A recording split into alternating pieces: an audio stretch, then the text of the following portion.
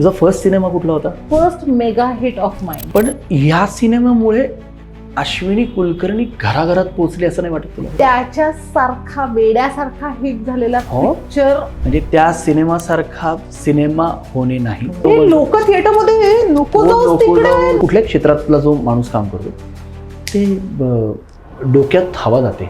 शेवटी कसं आहे ना दिग्विजय की यश क्षणिक आहे. ते जेव्हा तिथे शूट करत होतीस कोल्हापुरात त्या वाड्यात, तुला काय असे भीती अनुभव आले? तो वाडा हॉन्टेडच होता. जाणवलं, मी सगळ्यांना जाणवलं. बापरे. मी आपली सगळ्या दादाला धरून मिलिंद दादाला धरून हसायचे.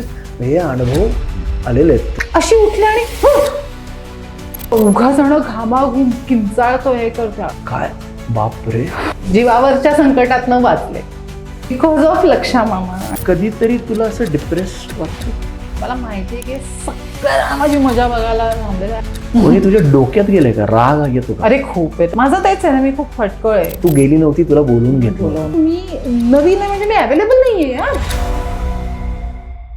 नमस्कार. समा जोशी प्रस्तुत in association with SD films, KK picture arts, मोकळ्या गप्पा, mind meets mind, powered by Suvidha Sankalp group, chitchat with Digvijay Joshi season 3 मध्ये आपल्या सगळ्यांचं परत एकदा मनापासून हार्दिक स्वागत आहे.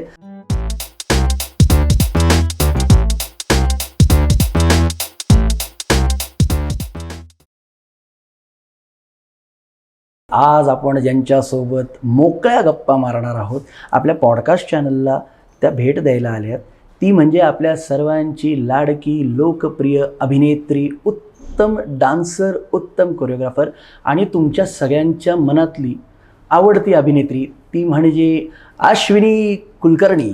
Thank you so much. थँक्यू. अरे वा, तिन्ही कॅमेऱ्यांना हाय हाय नमस्कार केलं. अश्विनी तुझं मनापासून हार्दिक हार्दिक स्वागत. कशी आहेस? मस्त.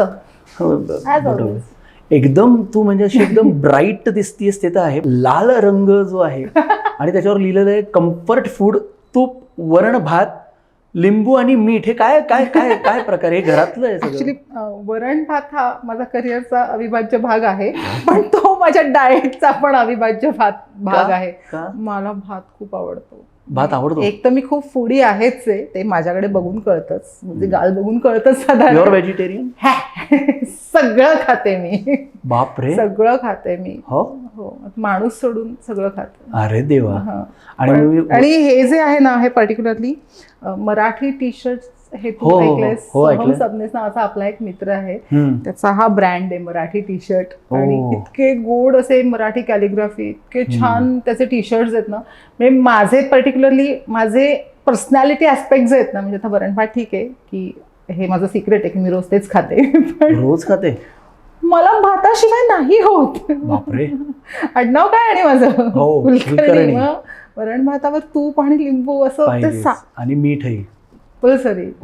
तर ते एक आहे. नंतर चहा, जो मला जो सतत लागत असतो चहा, किंवा इतके सुंदर सुंदर त्याच्यावर अशा सगळ्या प्रिंट केलेल्या आहेत मराठी कॅलिग्राफी. मस्त इंटरेस्टिंग टी शर्ट आहेत त्याचे. नेक्स्ट टाइम ना आपण भेटू तेव्हा आपण दोघं एकसारखा टी शर्ट या ठिकाणी, आम्हाला खूप आनंद होत आहे वगैरे, असे खूप असे आहेत ऑलरेडी त्याच्याकडे. मराठी टी शर्टच्या त्या साईटवर जाऊन बघितलं ना, तर खूप. इंस्टाग्रामवर पण आहेत ते? हो, इन्स्टावर मराठी टी शर्ट अशीच त्याची वेबसाईट आहे, marathit-shirt.com. आणि त्यांचं नाव काय? सोहम सबनीस.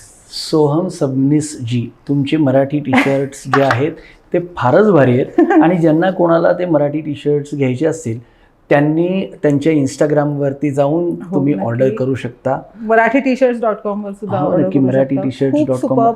आणि नॉट ओनली, जनरली काय होतं ना, हे प्रिंटवर जास्त इम्पॉर्टन्स असेल तर त्याचा कम्फर्ट कमी होतो.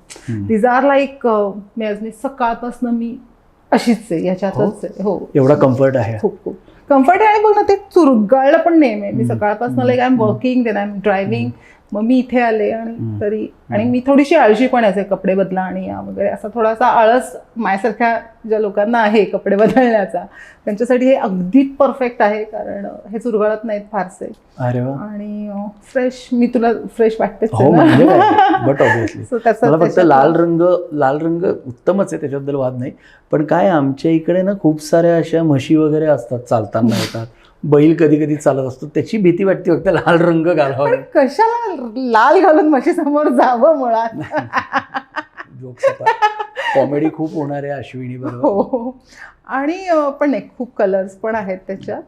तुला असं मशीनला न आवडणारे कलर्स पण आहेत, मशीनचे कलर्स पण आहेत, मशीनचे ब्लॅक वगैरे. बापरे. मी ॲज आय सेड चहा तर चहा घेता घेता हो, पण मी बेसिकली कॉफी दिली आणि ती बिन साखरेची. आता बघू कशी लागते. That's fine. सो चहा दिवसभरातनं किती होतो? प्लीज, जर का हा इंटरव्ह्यू माझ्या घरच्यांनी बघितला ना तर माझा घरचा चहा बंद होईल. अंदाज 7-8 कप तर आरामसे होतो. बाप रे. साखर टाकून? हो. मला ना कट्ट्यावरचा चहा खूप आवडतो, टपरीवरचा कटिंग आणि त्याचं कटिंग होत जातात रे. आता गप्पाच एवढ्या मारायच्या असतात. आता कॉफी पण दुसरी लागेलच कदाचित. गप्पाच आपण एवढ्या मारतो. मी अख्खं 1.5 लिटर दुधाचं पाकिट आणून ठेवलंय. बरी आहे. चांगली केली. धन्यवाद, थँक्यू व्हेरी मच. माझं नाव दिग्विजय जोशी. मी चांगलंच सगळं बनवतो. सो त्याबद्दल आज कुलकर्णी आणि आज जोशी आणि कुलकर्णी भेटले. बापरे, गप्पांचा फड म्हणू शकतो. आज खूप म्हणजे सगळ्यात महत्त्वाची गोष्ट अश्विनी कुलकर्णी ह्या चॅनलला येणं ही खूप महत्त्वाची गोष्ट आहे. कारण मला एक तुझ्या कौतुक करावं असं नाही आहे, पण तुझं कौतुक करतो की आम्ही जेव्हा तू लहान होतीस आणि मी पण लहान होतो. ऐक ना, तू लहानच आहेस. सॉरी. काही वर्षांपूर्वी असं म्हणू शकतोस तू. काही वर्षांपूर्वी तू लहान होतीस, आत्ताही लहान आहे. अगं म्हणजे तेच म्हणतो, काही वर्षापूर्वी तू लहान होतीस, आत्ताही लहान आहे. मी पण तेव्हा लहान होतो आणि मी आत्ताही लहान आहे. तर तेव्हा मी आहे ना, मला अजून तो दिवस आठवतो की मी माझ्या आईसोबत मी थिएटरला गेलो होतो आणि ते थिएटर होतं लक्ष्मीनारायण थिएटर. आणि त्या लक्ष्मीनारायण थिएटरमध्ये तेव्हा आता ते मल्टिप्लेक्स वगैरे एवढा उदो नव्हता. फार तर सिटी प्राईड वगैरे लॉन्च झाला असावं. पण तेव्हा मी तो सिनेमा बघायला गेलो होतो आणि मी तो सिनेमा बघून मला अजून आठवतं की मी तो सिनेमा 3 ते 4 वेळा पाहिला. आजही तो सिनेमा कधी यूट्यूबवरती बघा त्याचा तो शॉट येऊन जातो तर मी तो परत तिथून कंटिन्यू करतो, कारण त्या सिनेमात काहीतरी एक वेगळीच मजा आहे. आणि तो सिनेमा जरी हॉरर असला तरी त्याच्यातले जे कॅरेक्टर्स आहेत ते अजूनही त्या ठिकाणी जिवंत आहेत असं वाटतं. आणि तो म्हणजे पछाडलेला. म्हणजे त्या सिनेमासारखा सिनेमा होणे नाही. त्यातली तुझं जे पात्र होतं ते म्हणजे मनीषा. तुझी आई होती ज्यांनी काम केलं त्या आदरणीय वंदना गुप्ते ताई, दुर्गा मावशी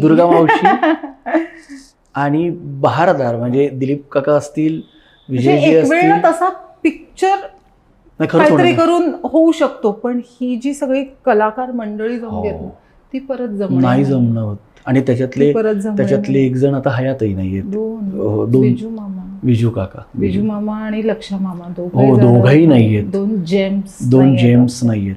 आणि तू त्यावेळेस त्या सिनेमात काम केलं होतं आणि ते पण म्हणजे ज्या व्यक्तीने, ज्या दिग्दर्शकाने आपल्या पिढीच्या आणि त्याच्या आधी म्हणजे आपल्या आई वडील आणि आपली पिढी त्यांच्यावरती राज्य केलं ते महेश कोठारे सर. म्हणजे काय दिग्दर्शक. आणि बरं त्यांचं एक ती गंमत माहिती का तुला, त्यांच्या सगळ्या पिक्चरमध्ये ती पोलिसाची जी भूमिका, ती जी एंट्री मारते ना, आणि ते राज्य करून जातं.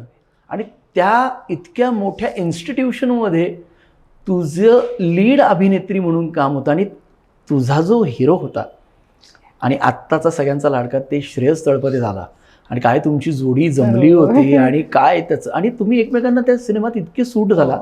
खूपच पेअर वी वर लुकिंग आणि फेमस झाला होता तुम्ही. मग तो बॉक्स ऑफिसवर जबरदस्त हिट झाला होता. पण तेव्हा तुला खरं सांगू का, माणसं थिएटरला जायचे ग. म्हणजे तो एक काळ होता ना तेव्हा. OTT त्या मनाने कमी होतं. OTT कमी होते. नाही, पण मला तुला असा प्रश्न विचारायचा की हा तुझा तसा बघायला गेला तर पहिला सिनेमा नाहीये. नाही. तुझा फर्स्ट सिनेमा कुठला होता? माझा पहिला सिनेमा रामोजी फिल्म सिटीचा बिन पैशाचा तमाशा हा मराठी आणि सेम पिक्चर इन गुजराती, वाला हवे तो साचू बोल. हा म्हणजे अरे आता तरी खरं बोल, वाला इज डार्लिंग. मला कळते गुजराती. तुला बोलता येते गुजराती? पण त्या फिल्म मध्ये कशी बोललीस? कारण का सेम शॉट मराठीमध्ये व्हायचा. पाठांतर उत्तम असल्यामुळे ते गुजराती पाठ पटकन व्हायचं आणि को ॲक्टर्स पण खूप कॉपरेटिव्ह आणि चांगले होते. आणि बेसिकली कसं होतं, सीनचा इसेन्स कळला की काय करायचंय ते. मराठीमुळे हे माहिती होतं की सीन आपण काय करतोय, तर तो ॲटिट्यूड कॅरी करून तो गुजराती पिक्चर करता आला. आणि विशेष म्हणजे डबही मीच केला. म्हणजे मग मला असं वाटलं की एवढी मेहनत घेऊन शूट आपण केलंय, तर मग कुणाचा तरी दुसऱ्याच्या आवाजाला का तिथे संधी द्या, म्हणून त्याचं डबही मिस केलं. आणि थँक्स टू माय डिरेक्ट, आता ते बिचारे नाही आहेत, हयात नाही आहेत, विनय लाड, त्यांचा तो पिक्चर होता. ओके. आणि त्यांनी घेतली मेहनत माझ्यावर, म्हणजे गुजरातीसाठी पर्टिक्युलरली, की त्यांना डबिंग तू कर, म्हणजे मी करतेय. तुझं वय त्यावेळेस 16? मी नाही सांगणार. म्हणजे 15? तू आता काउंट करत बसशील. मी नाही सांगणार. पण मी खूप लवकर काम करायला लागले, म्हणजे right after my 12th I started working. आणि तो हिट झाला, तो पण सिनेमा हिट होता. तो हिट झाला, तो गुजरातीत जास्त हिट झाला मराठीपेक्षा. पण काय झालं ना, गुजराती नंतर ज्या ऑफर्स येत होत्या ना, त्याला ही लिबर्टी नव्हती ना मला, की मराठी आणि त्याचा परत मला गुजराती अनुवाद मिळणार आहे, अशा ऑफर्स नव्हत्या ना त्या टिपिकल गुजराती फिल्मच्या. आणि तेव्हा बाय दॅट टाइम, म्हणजे आताचं मला माहिती नाही, by that time Gujarati film industry was not really doing very well. म्हणजे तेव्हा त्या आणि मग ते इतक्या फास्ट कामामध्ये तेवढं चांगलं गुजराती मला आलं नसतं, तर मला त्याला नीट न्याय देता आला नसता. त्या याने मी त्या गुजराती फिल्म्स घेतल्या नाहीत. पण आणि ऑफकोर्स RFC पहिलं प्रोडक्शन माझं रामोजी फिल्म सिटी होतं रे. मग ती एक जरा सवय लागली की मोठ्या स्केलवर काम करतोय, सिनेमा पहिलाच ब्रेक एवढा मोठा. आणि हा कसा मिळाला तुला? हे छान आहे. मी डान्सर आहे, भरतनाट्यम डान्सर. तर माझा इथे एक शो होता आपल्या इथे टिळक स्मारकला, आणि भटकन तिचे जे दिग्दर्शक आहेत संतोष कोल्हे, त्याच्यात मिलिंद गुणाजी असायचे. हो. आणि संतोष कोल्हेंचं म्हणजे भटकन ती, आणि ते रायटर, डिरेक्टर, प्रोड्युसर असं सगळंच त्यांचं, संतोष कोल्ह्यांचा तो सगळा हे होता. आणि त्यांचा तो इव्हेंट होता संतोष कोल्ह्यांचा. तर त्यांनी माझा डान्स बघून त्यांनी मला विचारलं की तू ऍक्टिंग का नाही करत, कारण भरतनाट्यम इज व्हेरी मच एक्सप्रेशनचा सगळा खेळ आहे. आणि मध्ये मध्ये एक्सप्रेशन्सचाच खेळ आहे. आणि मध्ये मध्ये मी जे परफॉर्म करणार आहे ते सांगतही होते, तर ते म्हणले की व्होकलही चांगलं आहे, एक्सप्रेशन्स पण चांगले आहेत, मग तू ऍक्टिंग का नाही करत. म्हणलं चांगलं आहे, पण म्हणलं माझं काही कॉन्ट्रॅक्ट्स नाहीत, कारण आमच्या घराण्यात कोणी मुंबईचा पाहिलेला नाही. ते म्हणले माझी आता एक सिरियल, आता एक प्रोजेक्ट माझं अपकमिंग आहे, तर तू मुंबईला येऊन मला भेट, तर मग त्याच्यात तुझ्यासाठी काम आहे, मी ऑडिशन घेईन तुझी आणि मग आपण हे करूया. मुंबईला जाऊन त्यांना भेट हा एक एवढा मोठा टास्क होता. म्हणजे नॉट जस्ट इथनं उठून मुंबईला जाणं, घरच्यांना कन्व्हिन्स करणं. कारण का म्हणजे तुझ्या घरात तुम्ही किती भाऊ बहीण? मी आणि माझा भाऊ, आम्ही दोघंच जण. तू आणि तुझा भाऊ लहान ना तुझ्यापेक्षा? आणि आमची फॅमिली तशी एक typical middle class conservative family, एज्युकेशनला खूप इम्पॉर्टन्स. माझी आई लॉयर, आणि आई साधारण हिटलर. बाबांचा जॉब, तेव्हा बाबा ॲव्हरी इंडियामध्ये काम करायचा, त्यांचा टुरिंगचा जॉब होता, त्यामुळे आईकडेच आमच्या दोघांच्या पूर्ण कंट्रोल होते. आणि आई हिटलर. म्हणजे आज ज्या इतक्या उत्तम सवयी आहेत ना, त्याचं सगळ्याचं श्रेय आईला जातं. तेव्हा आम्ही तिला खूप हे करायचो की आई हिटलर आहे, आई खूप कडक आहे. आज त्याची किंमत कळते, म्हणजे करिअरमध्ये पण कळते आणि पर्सनल लाईफमध्ये पण कळते. तर मग तिला कन्व्हिन्स करणं, ते संतोष सरांनी कॉल केला आईला की असं असं आहे, तर तिला मी बोलवलेलं आहे, तर तुम्ही पाठवू शकता तिला, कारण का लहान होते मी. मग आईनी पाठवलं. आणि आपल्यासारख्या फॅमिलीमध्ये आपली साधारण एकच परिस्थिती की आपल्याकडे असं बेबी का शूटिंग आहे आणि आई डबा घेऊन आली आणि पपईच्या फोडी भरवते, असं नव्हतं रे. आपले स्ट्रगल आपण खांद्यावर सॅक घेऊनच केलेले. अगदी बरोबर बोलतेस. त्यामुळे मी इथनं एशियाड असायची फक्त 2x2. त्यांनी मला पूर्ण सांगितलं की कसं यायचं वगैरे, ते सगळं सांगितलं. मागच्या सीटावरती कुठला तरी बाबा नाही तर उलटी करत असणार. अरे हो, एक फॅक्ट आहे साधारण. म्हणजे एका लहान बाळाने तर उलटी केलेलीच असती त्याच्यात. तर तू कॉफी पी. हो ना. तर असं मी उठून गेले आणि तेव्हा त्यांचं दादरचं कबूतरखाना आहे ना, तिथे त्यांचं ऑफिस होतं. आणि मी अशी अवतारात कुठेतरी मिटिंगला जायचं तर नटून जायचं असतं. खूप बारीक होतीस. नव्हते, पण अरे मी ॲव्हरेज होती पण थोडी अशी- बारीक होती. हा आत्तापेक्षा बारीकच होते, आता मी जरा एक्स्ट्रीमलाच गेली आहे. पण अशी गबाळासारखी मी पोचले तिथे. तर ते म्हणले की ये चल हा रोल वाच. म्हटलं मग ऑडिशन वगैरे. ते म्हणजे मला एवढंच बघायचं होतं की तुझ्यात एवढी हिंमत आहे का, उठून येते आली आहेस इथे, म्हणजे तू त्या लोकांच्या डोक्यात काय चालतं ना ते म्हणजे मला त्या माणसाचं अजूनही कौतुक वाटतं. आता मी परत त्यांच्याबरोबर काम करते सौभाग्यवती सरपंचसाठी. अरे हो. हा, तर ती मजा अशी आहे की जेव्हा माझ्याही डोक्यात नव्हतं तेव्हा त्यांना कळलं होतं की मी ऍक्टिंग करू शकते, आणि आता ते माझं करिअर आहे, दिग्विजय. म्हणजे त्या माणसाचे किती मोठे उपकार नाही म्हणणार मी, आशीर्वाद म्हणणार. ऍक्च्युली ती बघायला गेली तर त्यांनी दरवाजा ओपनच केला. ऍक्च्युली म्हणजे त्यांनी असं दालन हे केलं. आणि आत्ता मी जर का मागे वळून बघितलं तर मला कळत नाही मी याच्याशिवाय दुसरं काही नसतं केलं. अरे इतक्या पॅशनेटली तर डेफिनेटली नसतं केलं. पण त्यामुळे मी ती सांज सावल्या नावाची सिरियल, आणि ती पण सिरियल ती अशी वृद्धाश्रम बेस्ट. तू आई बाबांना विचार तुझ्या, ती तेव्हाची ती सगळ्यांची आवडती सिरियल होती. वृद्धाश्रमात सुलभा देशपांडे, स्मिता ओक, रेखा कामत, भारती अचरेकर, उदय टिक, यू से द नेम. त्या वेळेला ते सगळेजण त्या सिरियल मध्ये होते. तेव्हा आहे ना, म्हणजे तू बोलतीस ते बरोबर आहे, पण तेव्हा त्या काळात आहे ना ग अश्विनी, तुला सांगतो त्या काळात आहे ना लोक घरातले एकत्र बसून सिरियल पाहिजे. एक्झॅक्टली. आणि तसे विषय होते, कारण तसे बघण्यासारखे विषय होते. कोणी कोणाला जाळायलाच बसलंय असं तेव्हा नव्हतं की बाबा वृद्धाश्रमात जर का 10 म्हातारे आहेत तर प्रत्येकीचं कारण वेगळं होतं त्या वृद्धाश्रमात येण्याचं, आणि ते लोकांना इतकं जवळचं. आता काटा आला, अप्रतिम सिरियल. त्या सिरियलमध्ये मी माझे जे को ऍक्टर होते पुष्कर श्रोत्री, तर त्यांनी मला सांगितलं की मी अशी फिल्म करतोय, विनय लाड डिरेक्टर आहेत, पण ती फिल्म हैदराबादमध्ये शूट होणार आहे. बघा मी मुंबईत पहिल्या दुसऱ्यांदा गेलेले शूटसाठी, पण शूटिंग सगळं हैदराबादला होणार आहे, तर तू जाऊन भेटून ये. सो मी आपलं संतोष सरांना विचारलं, म्हणलं सर मला असं असं म्हणतायत की तिथे जाऊन भेटून येतो. म्हणजे जा जा जा, तू काय एका सिरियलवर थोडी काय होणार आहे. आणि तेव्हा काय असं महिना एकच काम करायचं असं नसायचं ना. आधी सिरियलच्या सुद्धा तारखा मिळायच्या बरं का त्या काळात. हो, इतकं व्यवस्थित काम होतं. पण हे तेव्हापासूनच चालू होतं की 90 दिवसानंतरच पैसे मिळणार असं? ते तेव्हापासूनच चालू होतं. तेव्हापासून पण तेव्हा ना कन्व्हिन्स मिळायचं, जायचे यायचे थोडेफार पैसे मिळायचे, त्यामुळे ना असं अंगावर यायचं नाही. म्हणजे अगदी काय असे खूप कन्व्हिन्स मिळायचं असं नाही, पण काहीतरी एक पदरमोड थोडीशी आपल्याला असायची. तर ते म्हणले अरे जाऊन ये, चांगली गोष्ट आहे, यू शुड गो मीट. आणि मी तिथे गेले विनय काकांना, त्यांनी असं मला बघितलं, तुझी उंची किती आहे? म्हणलं 5'7". नाचता येतं तुला? मला तेच तर येतं, आत्ता कळलं, ऍक्टिंगही करते मी, अदरवाईज तर मला नाचताच येतं. मग ते म्हणलं या अशा डेट्स आहेत, हैदराबादला जायचंय, असं तसं.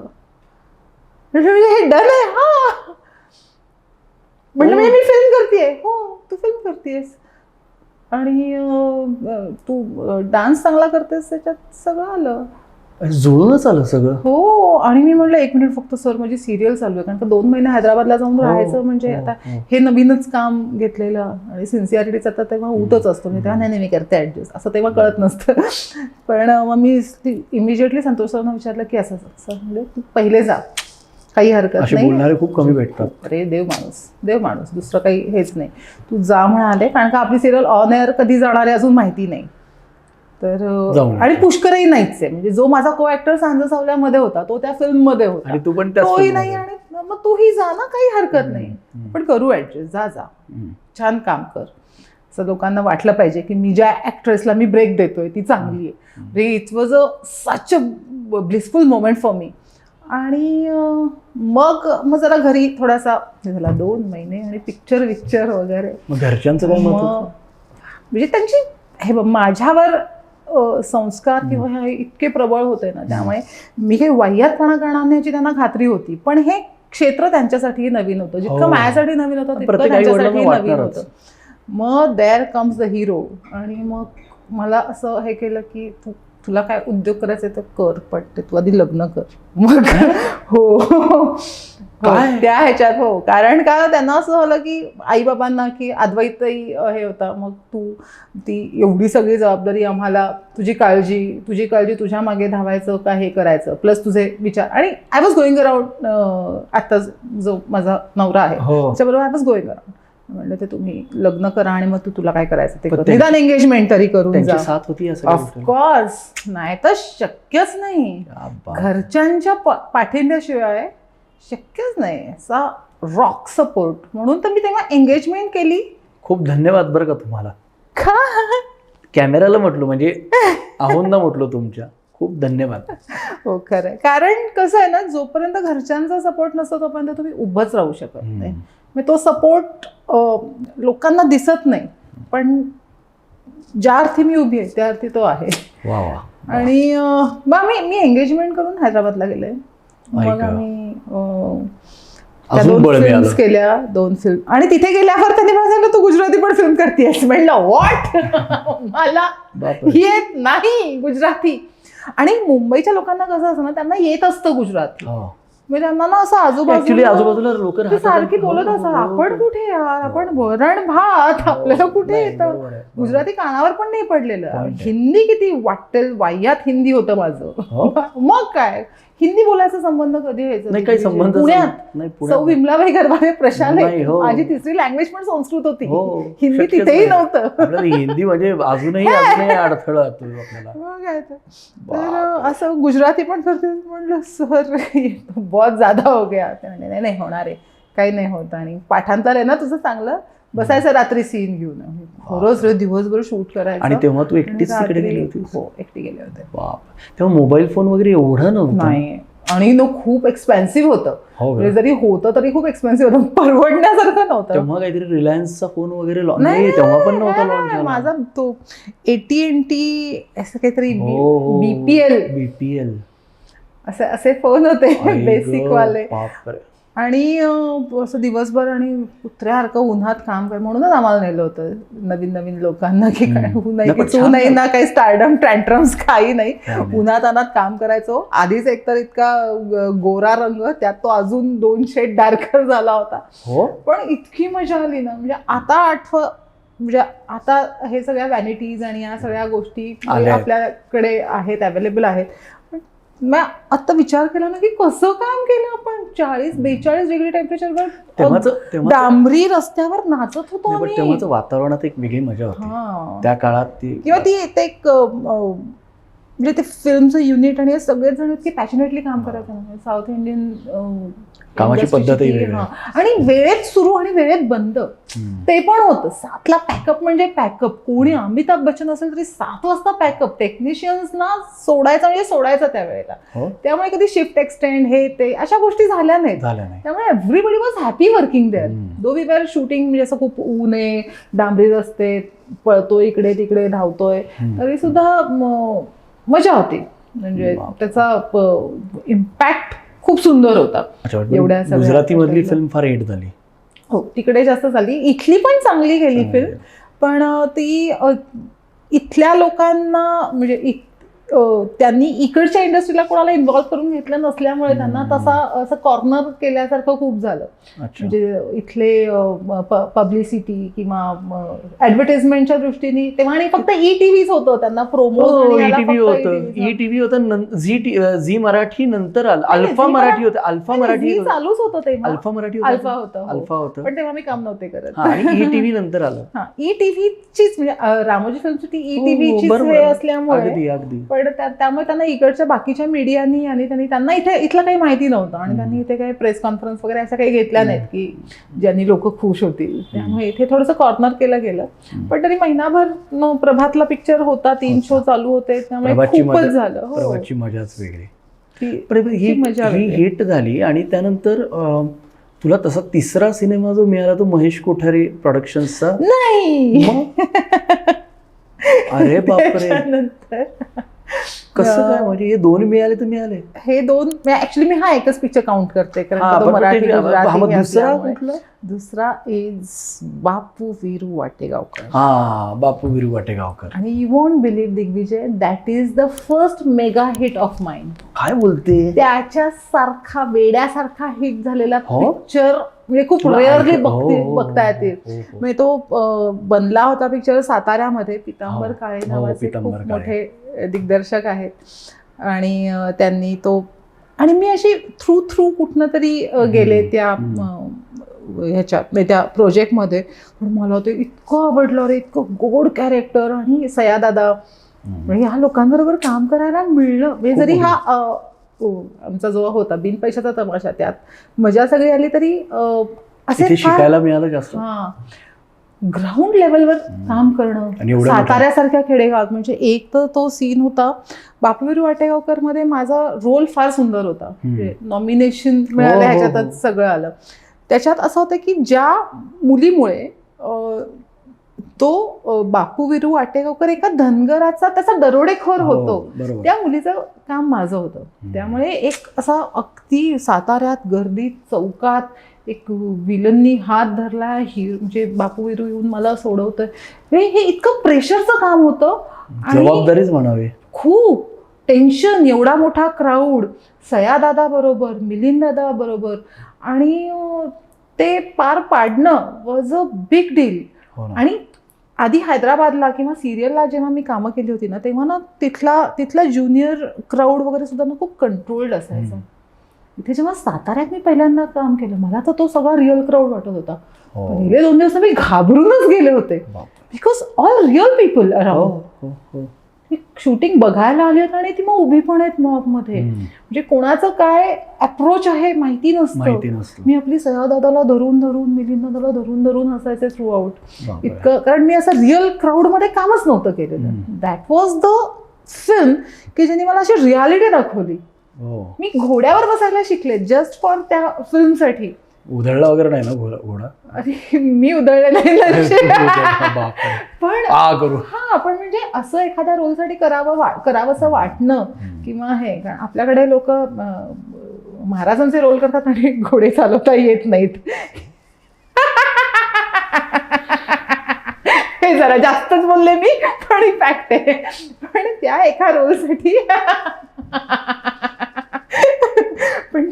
रोलसाठी घोड्यावर आणि मी जसं नाही, सगळ्यांनी शिकलं. म्हणजे मिलिंद दादाला येत होतं, मंगेश देसाईचा त्याच्यामध्ये असं एक निगेटिव्ह काइंड ऑफ रोल होता. मंगेशनी पण तिथे आम्ही 2 दिवस जरा घोडे पे बिठा होता, एक चक्कर लगा के आव ना, असं करत शिकलो रे. म्हणजे पण काही हे नव्हतं, पण असं वाटत होतं की हे इतकं गोड प्रोजेक्ट आहे, हे इतकं खरं प्रोजेक्ट आहे, असं खरोखरच वाटत होतं. आता मला वाटलं तर मिलिंद दादा होतोय दरोडेखोर, इतकं खरं वाटत होतं तिथे सगळं. त्यामुळे ती मजा होती. त्याच्यात झोकून देऊन काम केलं, वेड्यासारखं काम केलं. ऍक्च्युली तो सिनेमाच भारी होता, फार गोड. आणि इट लाईक ते म्हणतात ना, हार्डवर्क पेज ऑफ, तसं झालं. मला माहितीच नाही. You got पछाडलेला. पितांबर काकांनी याच्या वेळेला शेवटच्या दिवशी सांगितलं की मला तुझं काम फार आवडलं हो मुली, आणि मी कधी कोणाचा रेफरन्स देत नाही कारण का ते फार अंगाशी येतं. म्हणलं हो असं. तर ते म्हणले महेश कोठारे एक चित्रपट करतोय आणि माझी इच्छा आहे तू त्याला जाऊन भेटावंस. असं झालं. म्हणलं महेश कोठारे म्हणजे ते डॅमिट वाले वगैरे वगैरे.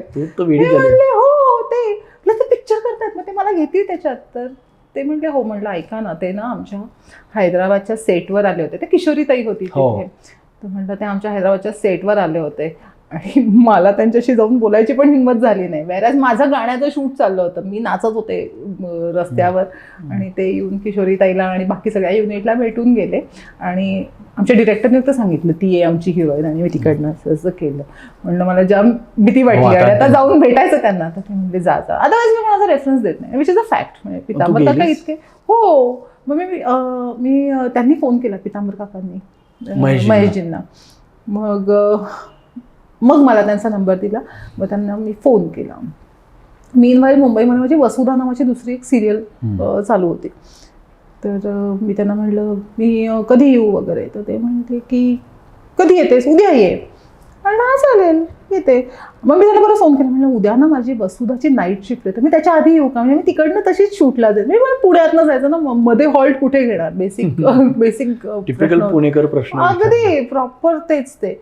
मग ते असे खूप हसले. ते म्हटले हो ये तू काम कर, तू संध्याकाळी 4ला वगैरे ये, मग तू मला भेटून मग तुझी नाईट शिफ्ट आहे ना, मग यू कॅन गो वगैरे.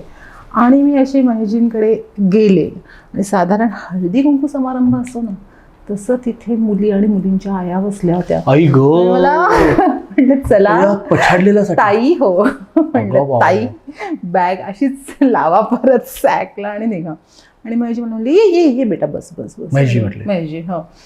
आणि तो साधारण सगळा मी तो माहोल बघितला. म्हणलं ते कुछ नाही होऊ शकता. आणि अरे पोरी अशा नटून बिटून म्हणजे आता उद्या शूट सुरू होणार आहे अशा आज नटून तिथे की हा आता जायचं तर लिपस्टिक लावून आपण कधी आपण जे आहे ते आपण रोखतो जातो हे बाबा मी असा आहे. तेव्हा तरी सगळा प्रकार असाच होता. आणि तर मी अशी भरकटलेल्या अवस्थेत होते. मग ते त्यांनी मला खूप असं रिलॅक्स केलं, कम्फर्ट केलं. आणि मग ते बोलले माझ्याशी. मला म्हणे पितांबर काळेने तुझं खूप कौतुक केलं आणि डान्स पण करतेस तू. म्हणलं तर डान्स हा माझा एक फार तू माझा सांगाती असल्यासारखा सतत माझ्याबरोबर होता. मग असं तसं पण मग हे कोल्हापूरला शूट असणार आहे आणि स्टंट्स असणार आहेत तुला कसं जमेल वगैरे. मला आता आवडेल करायला फारच आवडेल का नाही. मग आता म्हणलं आता मी घोड्यावर बसले होते शिकले घोडसवारी. मग तेही त्यांना कळलं त्यांच्या कानावर या सगळ्या गोष्टी आल्या होत्या. म्हटलं सर तुम्ही हैदराबादला आलेलात तेव्हा माझ्या गाण्याचं शूट चालू होतं. अरे ती तू होतीस ते त्या गोविंदा लोकेशनवर नाचत होतीस. म्हणलं हो सर. अरे हां right right right very good very good. म्हणून ती मीटिंग संपली माझी. आणि त्याच्यानंतर कट टू 8 दिवसांनी असे गणपतीचा सगळा माहोल होता. त्यांनी मला फोन केला आणि असा खूप आवाज येत होता. ते म्हटलं ऐक आत्ता कुठल्या तरी एका शांत ठिकाणी जा मला अत्यंत महत्त्वाचं बोलायचं आहे तुझ्याशी. म्हणलं ओके. म्हटलं हा सर आता बोला. कारमध्ये घुसले एका रॅन्डम एक तिथे डेक्कनला चहा पितच उभे होते. हो तर मी त्यांना म्हटलं 1-2 मिनिटं आजच मला फोनवर बोलायचं आणि ऐकू येत नाही. त्या काकू होत्या. म्हणजे हो हो बस बस. कारण तोपर्यंत सांज झाल्या वसुधामुळे त्यांना चेहरा तो ओळखीचा झाला होता. तुम्ही बसू बोलले हां ऐक आता तू ही फिल्म करणार आहेस माझी. आणि या फिल्ममध्ये म्हटलं सर मी कुठला रोल करणार आहेस. David you are the lead of my film. And I was like really. आणि मी काहीही विचारलं नाही त्यांना कोण आहे माझ्याबरोबर काय त्यांच्यावर काम काही नाही. हो. आणि ऍक्च्युली तेच त्यांना सगळ्यात जास्त आवडलंय. त्यांनी मला नंतर सांगितलं तू मला काहीच विचारलं नाही तू फक्त तुझा रोल काय असते विचारलं. मी जेव्हा सांगितलं you are the lead of the film तेव्हा तुला कळलं की तू कोण असते मी त्या ह्याच्यातली. कारण त्यांनी ती गोष्ट साधारण मला सांगितलेली होती नरेट केली होती. तर त्यातली मी मनीषा आहे म्हणल्यावर मी ये असं झालं होतं. आणि मग त्यानंतर मी जेव्हा कपड्यांच्या ट्रायल्स वगैरेला गेले तेव्हा मला कळलं की भरत दादा आहे श्रेयस आहे हे ते सो गुड. आणि मला महेश दादाने हे सांगितलं की मला हे फार आवडलं तुझं की तू विचारलं नाहीस की कोण आहे बरोबर. You are ready to perform the role not depending on co-actors. त्या रोलला पण उत्तम न्याय दिलास तू. म्हणजे आता हे लोकांचं उत्तम न्याय दिलास. आणि तो किती गोड होता ना रोल किती गोड. म्हणजे लग्नाळलेली मुलगी की चला लग्नाळलेली म्हणण्यापेक्षा तर तो अनुभव जो आहे ना तुझा तो बेसिकली एक तर ती हॉरर कॉमेडी आहे. पण काही ठिकाणी म्हणजे मला अजून आठवतं सिनेमा पाहताना लोक थोडेफार घाबरले होते. पण घाबरून हसणं काय असतं ना ते पण कळालं. आणि ती मनीषा जे कॅरेक्टर होतं ना त्याच्यात तू अशी ती शेवटचं मला आठवतं की तू अशी चिडतेस त्याच्यावरती आणि तू ती निघून जाते राग करून. आणि तो लोक थिएटरमध्ये नको जाऊस तिकडे नको मनीषा वंदनावाशीचा जो डायलॉग आहे ना नको जाऊस त्या वाड्यात.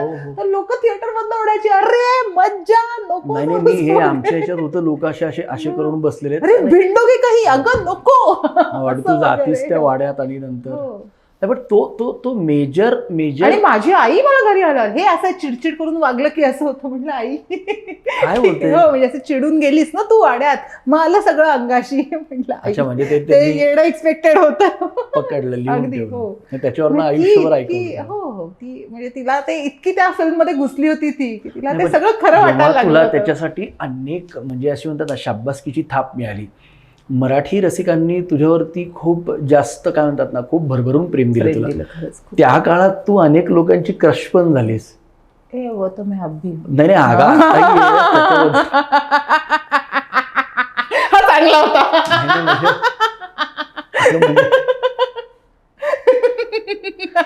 आत्ताही यू आर राईट आत्ताही आहे. तेव्हा तो क्रश वगैरे सगळा तेव्हा सोशल मीडिया नव्हता ना, तेव्हा social त्यामुळे media पुढाकार नव्हतं. येत नव्हता की अरे नाही, मला हे विचारायचं आहे की हे सगळं होत असताना हा सिनेमा म्हणजे तसं पाहायला गेलं तर तुझे दोन्ही सिनेमे तुझ्या करिअरला एक कलाटणी देणारे होते. तुझी सिरियल चालू होती, पण ह्या सिनेमामुळे अश्विनी कुलकर्णी घराघरात पोचली असं नाही वाटत तुला? तू घराघरात पोचली. म्हणजे तुला गंमत सांगतो की हे मी का विचारतोय अश्विनी तुला, की आपण सेम एज आहोत आपण सगळे.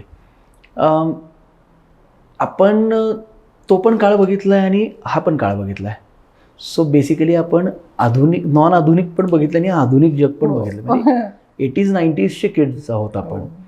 आणि ह्याच्यामध्ये त्या काळात सिनेमा बघायचा, मराठी सिनेमा बघायचा, पछाडलेला सारखा सिनेमा बघायचा, हाऊसफुल तिकीटं होती, बॉक्स ऑफिसवरती हिट झालेला होता. राडा समोसे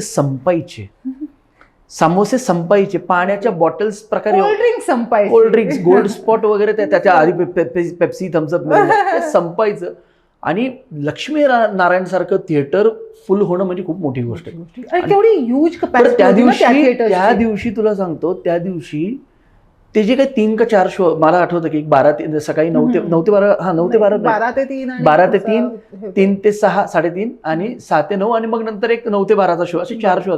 मला अजून आठवतं की तिकडे एकच सिनेमा लागायचा, म्हणजे फुल फुल फुल हाऊसफुल झाला होता. हे सगळं होत असताना हे सगळं म्हणजे खूप असतं ना की बरं वाटतं. जसं तू आत्ता बोलताना जेवढं तू मन मोकळं म्हणजे मोकळ्या पद्धतीने हसतेस, तर मोकळ्या गप्पा आहेत. मोकळ्या गप्पाच आहे. नाही, पण मला हे विचारायचं आहे की असं झाल्यानंतर आहे ना गं, काय होतं, एक मेंटॅलिटी असते, कलाकार असो नाही तर कुठल्या क्षेत्रातला जो माणूस काम करतो, ते डोक्यात हवा जाते.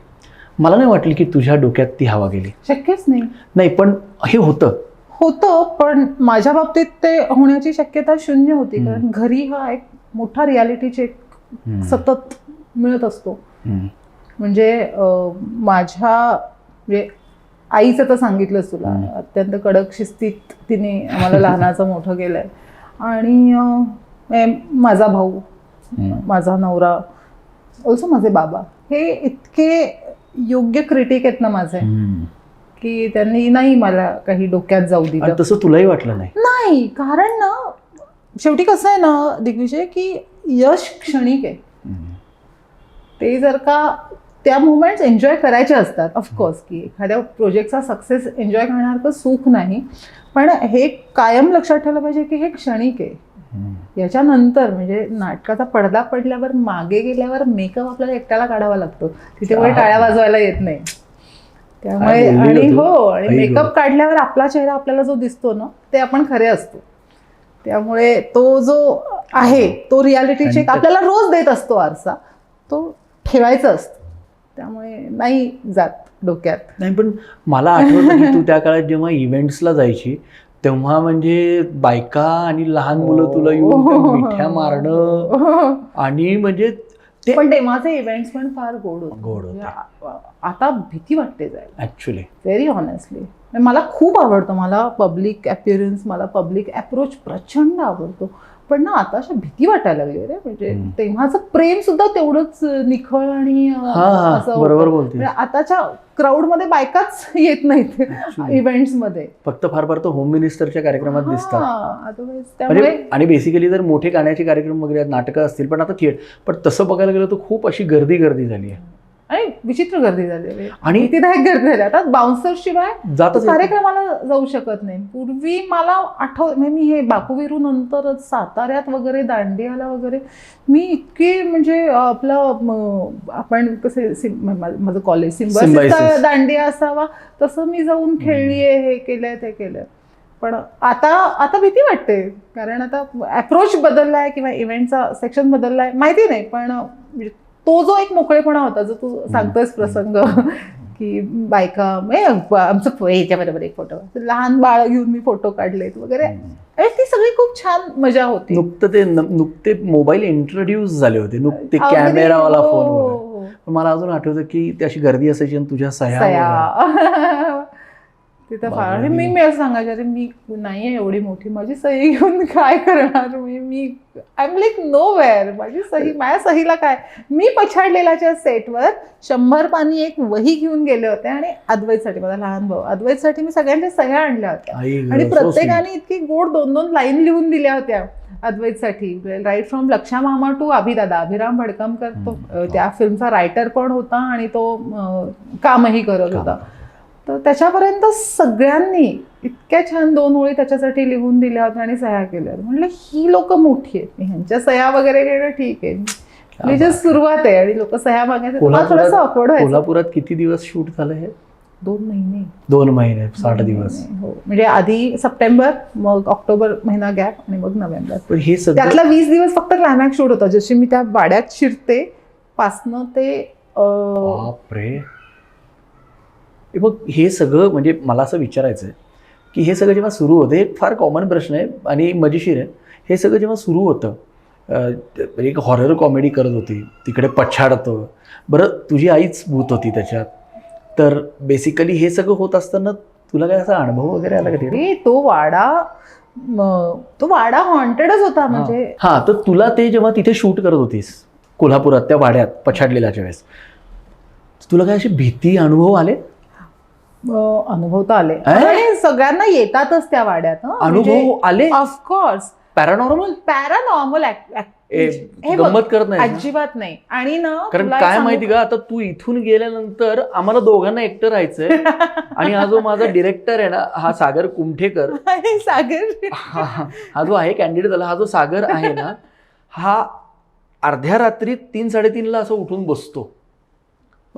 बसतो. त्याला काय होतं काय माहित नाही. त्याला बांधून ठेवा. बांधून नाही, त्याला मी कपाटात ठेवणार आहे. आणि प्लस त्याची आणि हा असाच घाबरवतोय लावून. एकाला सर्दी झाली होती म्हणून. पण ह्याला काय, आज ऑन कॅमेरा सांगतो, सागर कुमठेकर आमचा खूप सुंदर उत्तम दिग्दर्शक आहेत आणि अश्विनी कुलकर्णी आल्यापासून तो काय ब्लश होतोय मगापासून. त्याचं एवढं गोड हसून लग्नात पण नव्हतं त्याचं. बघा गंमत, जोक सपाट. तर खरं पॅरानॉर्मल ऍक्टिव्हिटी झाल्या होत्या. हे बघ, त्या सुमारासनं जेव्हा आम्ही पछाडलेल्याचं विश्वास ठेवते प्रमोशन. याच्यावरती? हो. बरं, त्याच्या आधी आपण पॅरानॉर्मल जायचे. तू स्वामींचं काही करतेस? मी गजानन महाराजांची अरे आज गुरुवार आहे. अरे वा, आज गुरुवार आहे. क्या बात आहे ना. किती छान. मग आपण पॅरानॉर्मल गजानन महाराजांची भक्त आहे मी. वा वा. आणि असं मला जिथे जाईल तिथे जाणवतं महाराजांचा हात आहे पाठीवर. स्वामींचा फोटोच आहे मी काय म्हणते, मी त्यांचं लाडकं बाळ आहे. ते मला सांभाळून महाराष्ट्राचं, अख्ख्या महाराष्ट्राचं, हिंदुस्थानाचं तू लाडकं बाळ आहे. बरोबर. पॅरानॉर्मल ऍक्टिव्हिटीजच्या बद्दल तू बोलतेस, तर त्या वाड्यात शूट करत असताना तुला जाणवलं मी सगळ्यांना जाणवलं. आणि हा किस्सा ना पर्टिक्युलरली भरत दादांनी टीव्हीवर सांगितलाय. हे पहिल्यांदा बोलतीस? पहिल्यांदा बोलते कारण मला पहिल्यांदा विचारलं गेलं. हे तू कुठे बोलली नाही? जिंकलो आपण. कारण मला कोणी विचारलंच नाही या बाबतीत. तर मी काय करणार, आता मी सांगितलंच असतं. कथांची म्हणजे लिस्ट आहे माझ्याकडे. आणि ही पर्टिक्युलरली गोष्ट मी सांगते कारण काही भरत दादांनी पण टेलिव्हिजनवर सांगितली आहे. म्हणजे काय झालं, तेव्हा ना वरच्या ज्या काही रूम्स होत्या त्या वाड्यातल्या, त्यातल्या छोट्या छोट्या रूम्स होत्या, त्या आम्ही ॲज अ मेकअप हे ट्रीट करत होतो. आणि तेव्हा असं ladies makeup room, gents makeup room असं काही हे नव्हतं. आम्ही सगळे एकत्रच बसायचो, फक्त चेंजिंगला मुली वेगळीकडे जायच्या. आणि हे तर एकदा आमचं काम चालू नव्हतं, मी, मेघा, नीलम आणि श्रेयस असे आम्ही त्या मेकअप रूममध्ये होतो. आणि मला आणि श्रेयसला ना क्रॉसवर्ड्स खूप आवडतं. हे शब्दकोड. तेव्हा दुसरा टाइमपासच नव्हता ना तिथे, तर नेटवर्कही नव्हतं. मोबाईल असून शूट होतं गगनबावड्याला, बावडेकरांचा वाडा. गगनबावडा घाटात, म्हणजे पूर्ण गगनबावडा पण नाही आणि कोल्हापूर पण नाही, त्या घाटात मध्ये बावडेकरांचा वाडा असा तो होता. आणि आम्ही असं शब्दकोड सोडवतोय, असा आवाज आला. काय असा आवाज आला. मांजर वगैरे होती? ऐक ना, मी, श्रेयस, आम्ही चौघांनी एकमेकांकडे बघितलं. ते काहीतरी परत 3 उभं आणि वाघाची डरकाळी. या दोन्ही बायका येऊन आमच्या दोघांच्या ओरावर बसल्या. मी इतके घाबरलो.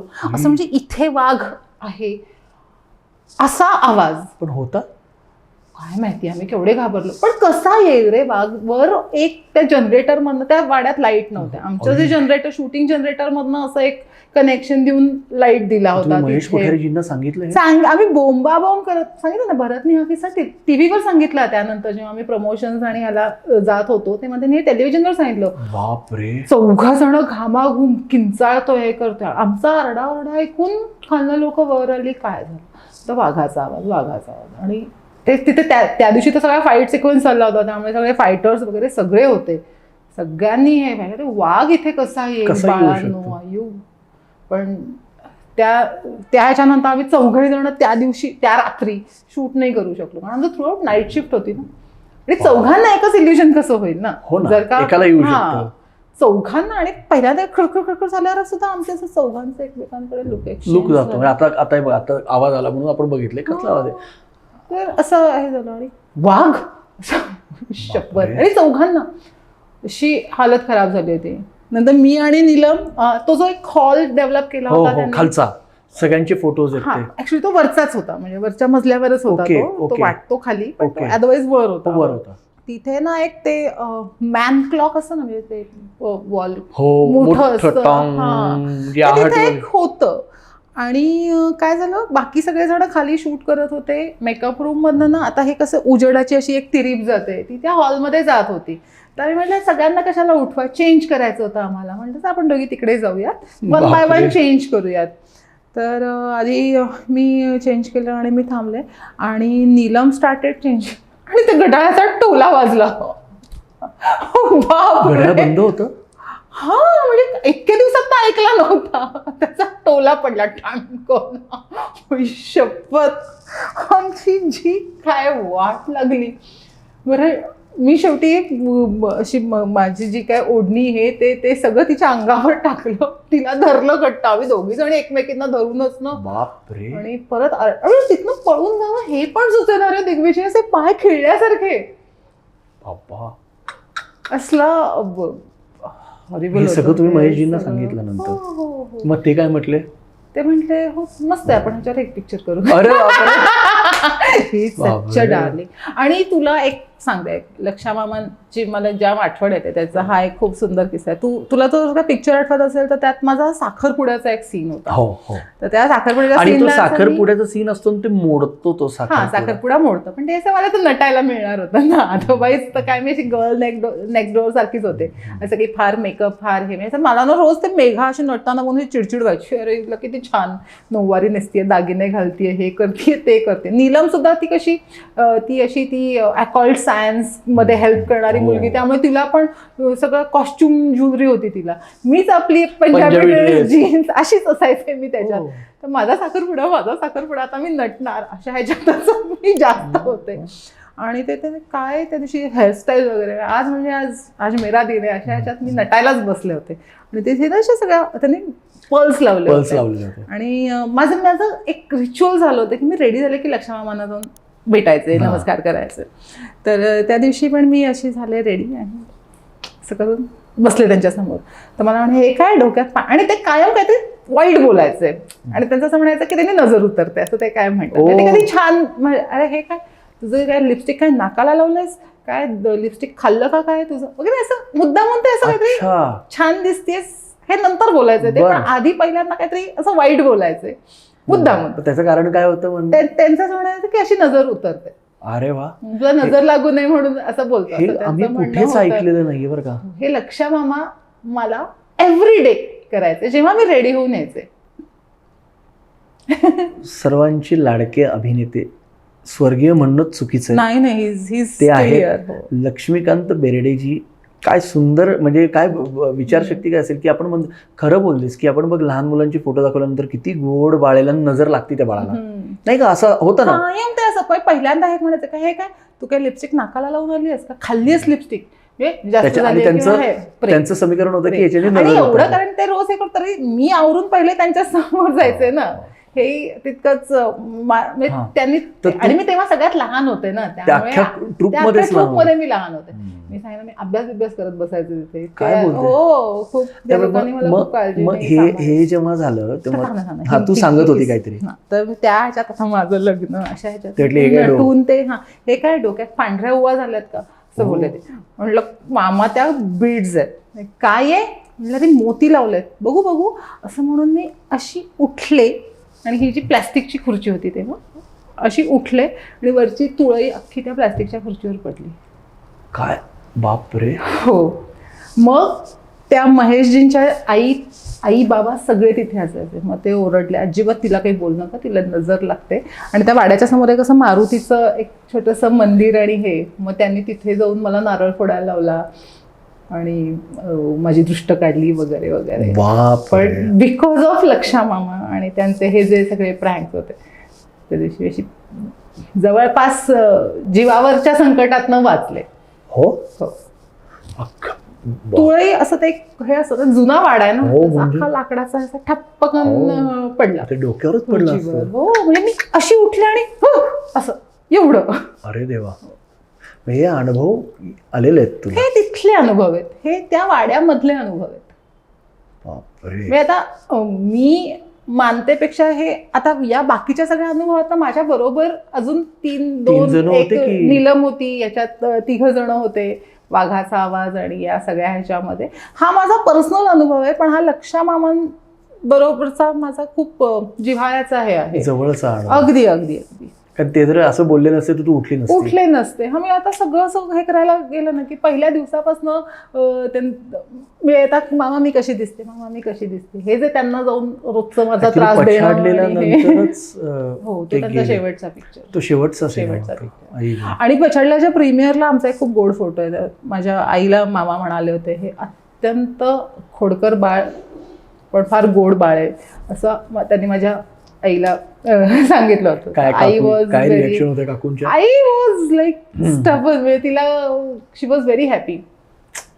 आणि महेशजींनी पण असं खूप कौतुक केलं होतं माझं की खूप छान सुंदर वागायला. काम तर आहेच, पण अदर दॅन काम की वागणं किती चांगलं आहे, पोलाईट आहे. ऍक्च्युली आम्हाला पण आत्ता ते जाणवतंय की म्हणजे मी इतके सारे इंटरव्ह्यूज घेतलेले आहेत, सगळ्या गोष्टी आहेत.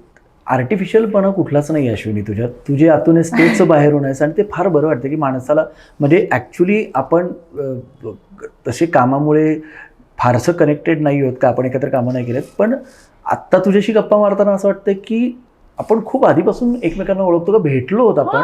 आणि ही गोष्ट जी असती ना, हीच एका चांगल्या कलाकाराचं लक्षण असतं. हे करत असताना तुझा सिनेमा धडाधडून हिट झाला, सगळीकडे अश्विनी कुलकर्णी होती, घराघरात अश्विनी कुलकर्णी पोहोचली होती. आता तू एवढा मोठा अनुभव सांगितला, बापरे. हा तर आता म्हणजे सगळ्यांचं आता व्हायरल टॉपिक होणार आहे. श्रेयस तळपदे तुझ्याबरोबर लीड भूमिकेत होते आणि काय फॅन्टॅस्टिक काम केलं त्या व्यक्तीने. आत्ता संपर्कात आहेस त्यांच्या? फार नाही, पण म्हणजे कुठेही पार्टीत वगैरे भेटलो तर तेवढ्याच नाईसली कामली भेटतो, त्याच्याही डोक्यात गेले असं काही नाही. He is also very nice. आणि ऍक्च्युली खरं सांगू का, जेव्हा पछाडलेला आम्ही करत होतो ना, भरत दादा, श्रेयस, तेव्हाही स्टारच होते. म्हणजे असं नाहीये की त्यांची सुरुवात होती. भरत दादाचं म्हणजे मला आठवतंय की सही रे सहीचा काहीतरी शो संपवून टिळक स्मारक मंदिरातनं आम्ही 2 जण कोल्हापूरच्या बसमध्ये बसलो आणि श्रेयस त्या बसमधनं मुंबईतनं आला होता आणि आम्हाला पिकअप करून गेला वगैरे. ते तेव्हाही स्टार्सच होते. नीलम फॉर दॅट मॅटर, तिचे ते आभाळ माया नाही कुठली, वादळवाट हे होती, तिचा एवढा मोठा फॅन बेस होता. सगळेच जण सगळेच ग्रेट होते रे. आणि या लोकांचा ग्रेटनेस हा होता की त्यांनी मला आम्ही खूप ग्रेट होतं असं वाटू दिलं नाही. मला त्यांच्यात छान सामावून घेतलं. राईट फ्रॉम वंदना मावशी असो, लक्षा मामा असो, विजू मामांसारखा तर माणूस, अरे फार. कारण का आफ्टर पछाडलेला मी विजू मामांबरोबर पहिलं कमर्शियल नाटक केलं. आणि इतका माणूस टॅलेंटेड आणि गोड एका वेळेला कसा असू शकतो यार. विजू मामा जिथे कुठे असतील ना, तिथेही लोकांना हसवत असतील, तिथेही लोकांची काळजी घेत. टायमिंगच होतं त्या माणसाकडे. कमाल. माणूस इतका चांगला होता ना, ते चेहरा कमाल होता, टायमिंग. नाटकात तर ते म्हणजे बॉस बादशाह होते नाटकात. थिएटरमध्ये स्टेजवर माणूस गेला की त्याचा काहीच्या काही त्याची एकदम किंगडम चालू व्हायची. पण मनाने किती गोड, रिच माणूस, किती सुंदर माणूस, फार गोड माणूस. मला एक गोष्ट विचारायची की पछाडलेला झाला त्यानंतर तुझे अनेक तू नाटकात पदार्पण केलं, नाटक चालू झालं तुझं त्यांच्याबरोबर. त्यानंतर तू खूप डिवोशनल पिक्चर केलेस. ते तर म्हणजे पोस्टर पाहिले नाहीत असे, म्हणजे असे हात जोडलेले असं करताना असं. हो ते सगळं ते पाहिले, ते भरपूर केलेस ना तू. अरे हो, पण खूप मजा येते ते करायला. मी काळूबाई भक्त काहीतरी, सॉरी माझं नाव चुकलेलं असू शकतं, आई काळूबाई, नंतर मोहोट्याची रेणुका, हो खूप केले. त्यानंतर संत जनाबाई, संत गोरा कुंभार, खूप होते त्या. आणि त्या काळात ते सिनेमे थिएटरला पण लागायचे आणि तंबूत पण लागायचे. ऍक्च्युली थिएटरला आय डाऊट मला थिएटरला लागले, कारण का त्या दरम्यान ना टच वूड, पण मी इतकी बिझी होते की बरेचसे पिक्चर माझे मी नाही पाहिलेले. इव्हन बाबूराव वाटेगावकर सुद्धा जेव्हा थिएटरला होता ना तेव्हा मी नाही पाहिला. तू हा इंटरव्ह्यू पाहणारच ना? हो, रिलीज झाल्यानंतर मी विचारतो, रिलीज झाल्यानंतर तू बघशील ना, तुझी कमेंट अपेक्षित आहे. ऑफकोर्स बघेन. तर हा बापूर वाटेगावकर पण जेव्हा मिलिंद दादांनी उद्धवजींसाठी एक शो लावला होता तेव्हा मी तो बघितला. अदरवाईज तेव्हा हे बघ, पोटार्थी कलाकार आम्ही धावत राहायचो इकडे तिकडे, कधी पिक्चर बघायला मिळणार.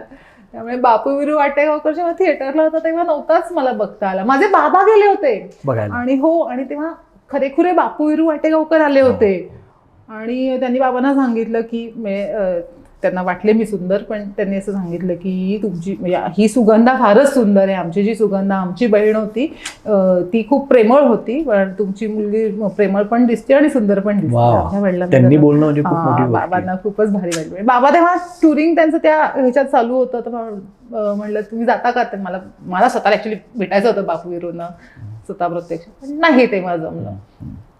पण बाबांनी पाहिलं होतं. त्यानंतर तू असे अनेक सिनेमे केलेत. त्यानंतर तुझ्या सिरियल पण नंतर हिंदी सिरियल्स मध्ये मी खूप जास्त रमले होते. आणि खरं सांगायला गेलं तर एक सेटल होणं म्हणतात ना, ते हिंदी सिरियलमुळे जास्त झालं मी. पण खूप एक प्रश्न असा आहे, प्रश्न नाही म्हणजे आपण मोकळ्या गप्पा मारतोय. तू ज्यावेळेस पछाडलेला केला का त्यानंतर तुझं जे नाटक ते तू नाटकात, मी बबन प्रामाणिक, बरोबर, त्यानंतर तू सिरियल केला हिंदी. अशा खूप तुझ्या चाहत्यांचं म्हणणं की तू हिंदी फिल्म्समध्ये. हो यार, मलाही माझ्या चाहत्यांचं नाही, माझंही असं. तुला असं नाही वाटत की आता म्हणजे बेसिकली तुला आत्ताही सांगतो की we guys are also film maker, we also do documentaries. आम्ही खूप छान छान डॉक्युमेंटरीज करतो, कामं करतो.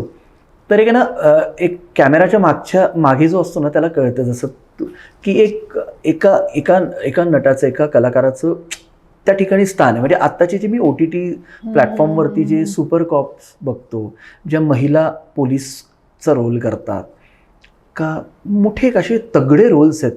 आत्ता खरं आहे ना काय झालं माहिती का, म्हणजे मी असं आत्ता जे काही आता बंदा नावाची मनोज बाजपेयींची काय फिल्म आहे, तू पाहिली असशील का नशील, बघ. बस एक बदला काफी.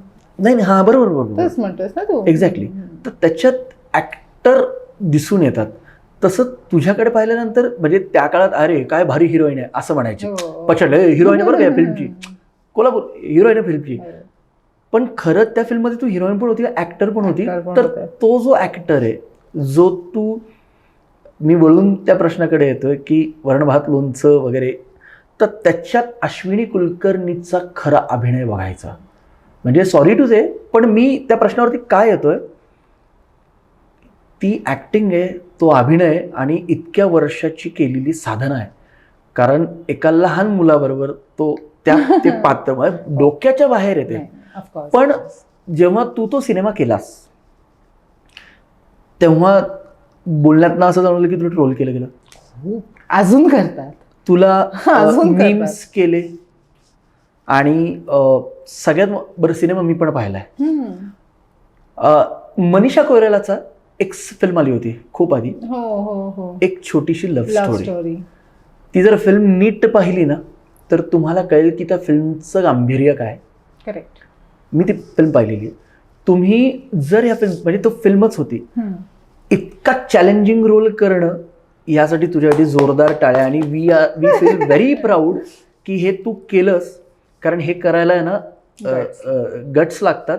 एवढ्या निगेटिव्ह कमेंट्स करतात, तेवढ्या लोकांनी बघितलंय. एक्झॅक्टली ग, हा विचार तर यू कॅन्ट डिनाय दॅट की तुम्ही बघितलंय, तुम्ही पिक्चर बघितलाय माझा म्हणून तुम्ही मला ट्रोल करताय किंवा तुमच्या डोक्यात बसलीये मी त्यामुळे. काय तू एक्सप्रेशन सरप्रायझिंगच एलिमेंट होता. नाही, पण मी तुला तेच म्हणतो की ते अरे मी काय एवढ्या मोठ्या दिग्दर्शकांसारखं आम्ही काय एवढे मोठे नाहीत, पण आम्ही पाहणारा ऑडियन्स आहोत आणि आम्हाला त्यातलं कळतं. तर ती फिल्म पाहिल्यानंतर म्हटलं अरे ह्या मुलीनी हिंदी केलं पाहिजे, का तू हिंदी करत नाहीयेस? मला येत नाहीये, असं कसं मला मिळत नाहीये. मी सिरियसली सांगते, माझ्याकडे नाही आहेत हिंदीचे कॉन्टॅक्ट्स. आणि हे सांगायला मला खूप गिल्टी वाटतंय की मी एवढ्या वर्षात ते मिळवले नाहीत किंवा बनवले नाहीत. पण असं झालंय की असं होता राहिलंय. आणि बरेचदा असं होतं की त्याचे कॉन्टॅक्ट ज्या सोर्समधनं येतं ना, तीही लोक फारशी ट्रस्टवर्दी नसतात रे. म्हणजे मराठीत कसं असतं की आपण एक नाही म्हणलं तरी एक थोडंफार इकडनं तिकडनं चौकशी करून की या प्रोजेक्टची रियालिटी काय आहे, खरंच आहे का. ॲक्च्युली मराठीत असे फेक प्रोजेक्ट फारसे नसतातच, पण हिंदीमध्ये तो प्रॉब्लेम येतो. म्हणजे मराठीत फार तर काय होतं की एखादं प्रोजेक्ट चालू झालं आणि बंद पडलं, इतपत ठीक आहे, समजू शकतो की पैशाचे प्रॉब्लेम वगैरे. पण हिंदीचं ना वर्ल्ड एवढं मोठं आहे ना की काय सांगून काय निघेल माहिती नाही. त्यामुळे तेवढा ट्रस्टवर्दी अप्रोच किंवा कॉन्टॅक्ट्स असे मला मिळाले नाहीत. पण आणि मला ना खरं नव्हतं असं आंधळ्यासारखं काम नाही करायचं. जिथे मला माहिती आहे की हे प्रोजेक्ट नक्की कसं आहे, त्याच्यातला माझा भाग कसा असणार आहे, त्यावर मला काम करायला आवडतं. अदरवाईज असे अप्रोच खूप होतात, पण ते मला ट्रस्टवर्दी वाटत नाहीत. आणि माझे स्वतःचे कॉन्टॅक्ट्स असे बिल्टअप झालेले नाही आहेत की मी त्याच्यावर बिनधास्त, म्हणजे आता फॉर दॅट मॅटर की ज्या कॉन्टॅक्टमुळे मी जाऊन आता शिवाजी पार्क जी फिल्म केली मी, माझ्या एका फ्रेंडनेच सांगितलं की ऐनवेळेला की कोणाचा तरी प्रॉब्लेम झालाय, तू जाऊन करतेस का ते. काय फिल्म होती ती, मस्त फिल्म होती. आणि त्याच्यामुळे माझा महेशजींबरोबर हा एन्काउंटर झाला. आणि त्याच्यापुढे काय ते 4-5 आजोबा मिळून त्या संतोष जुवेकरला पार म्हणजे त्याचं मस्त. पण मजा अशी झाली की ती फिल्म माझ्या अप्रोचमध्ये नव्हती, महेशजीच माझ्या अप्रोचमध्ये नव्हते. मला तुला तीच विचारायचं, महेश मांजरेकरांची फिल्म करणं म्हणजे तसं पाहायला गेलं तर एका बॉलिवूड दिग्दर्शकाची फिल्म करणं आहे. हो हो हो, एक्झॅक्टली. पण मी तेच सांगते की तिथे पाठवणारा जो कॉन्टॅक्ट होता तो माझा एकदम स्टबन, चांगला, माहिती असलेला, विश्वासार्ह कॉन्टॅक्ट होता की तो म्हणला अरे जा, अशी अशी फिल्म आहे तर प्लीज कर. आणि ते थोडेसे अडलेले आहेत तर उद्या शूट आहे वगैरे वगैरे. तर मी म्हणलं ओके. आणि मी म्हणेन ते पैसे द्यायला वगैरे सगळंच तयार होतं. बरं, पहिल्या दिवशी माझा सीन अशोक मामांबरोबर होता, त्यांना ताट फेकून मारते वगैरे, पहिला सीन तो असल्यामुळे महेशजी इम्प्रेस झाले, त्यांनी माझा रोल वाढवला. म्हणजे त्यांना काम आवडलं आणि माझं काम वाढलं. It is that simple. आणि त्याच्यानंतर मी हे वरण भात आणि या सगळ्या बाकीच्या गोष्टी हे झाल्या. त्यामुळे तिथे पाठवणारी व्यक्ती जेव्हा ट्रस्टवर्दी असते ना, तेव्हा आपण डोळे झाकून काम करतो. बरं, जाऊन कोणाकडे करतोय तर मांजरेकरांकडे. त्याच्यात तसा हिंदीमध्ये ना असे कॉन्टॅक्ट मध्ये बिल्ड नाही झालेले. कधी संधी आली होती? मी सांगितलं ना तसे येतच असतात, पण घडलं नाही काही, पुढे घडलं नाही. किंवा असे असतात ना, रे आपला ये आता मोठी नाव आहे, ह्याचा आपला हे आहे आणि मग हे कास्टिंग, आणि मग तुम्ही इथं ह्याच्यासाठी तुम्हाला ह्याच्यात रजिस्ट्रेशन करावं रे. म्हणलं ऐक ना, मी काल नाही आली आहे. हो ना, हे नको सांगूस मला प्लीज. मराठी सिनेमाचं तेच ना, जेव्हा सेल्फी हा प्रकार नव्हता तेव्हा आमच्या सेल्फी कागदावरती घेतलेल्या. तेच ना, आता तू आता हे सांगणार का मला. ते थोडंसं आहे हिंदीमध्ये ना, अशी मृगजळ फार आहेत, त्यातनं तुम्हाला करेक्ट रस्ता मिळणं आणि मग तिथपर्यंत पोहोचणं. पण आता तू एवढं विश केलेस मला, ते आता मॅनिफेस्ट करते मी. मला गजानन महाराज व्हॉट इज दिस, नक्की तेच ना स्वामी. हो, ते नक्की करतील पुढच्या वर्षी नक्की तुम्हाला. आपण इथे प्रमोशन साठी पॉडकास्ट करत असतो, पुढचा पॉडकास्ट तथास्तु. क्या बात आहे, तू खूप हसतेस असं तू मगाशी सांगितलं. आमचं आनंदमय वातावरण झालेलं आहे तुझ्या हसण्यामुळे. मला तुला एक विचारायचं आहे की बघ आता तू हसतेस एवढं छान, आणि त्यात तू म्हणजे मला असं वाटलं की बाबा अरे यार एकदम स्विच ऑन स्विच ऑफ होऊ शकते, म्हणजे ओके नाही झालं. पण खऱ्या अश्विनीला जेव्हा ज्यांना काही गोष्टी कळत पण नाही अभिनयातल्या, त्यांना अशी हिंदी वगैरे मिळतात, आपण कम्पेअर करावं नाही कोणाशी. मग ते आता म्हणू काय लक असेल काय, कधीतरी तुला असं डिप्रेस्ड वाटतं? खूपदा वाटतं, कधीतरी नाही खूपदा वाटतं. ते म्हणजे ना, डिप्रेशन आलं तुला कधी? डिप्रेशन नाही आलं thanks to my family. Depressed वाटलं स्वतःला? डिप्रेस ना मी खरं सांगू का, तशी आयुष्यात एकदाच झाली आहे जेव्हा आय लॉस्ट माय आई.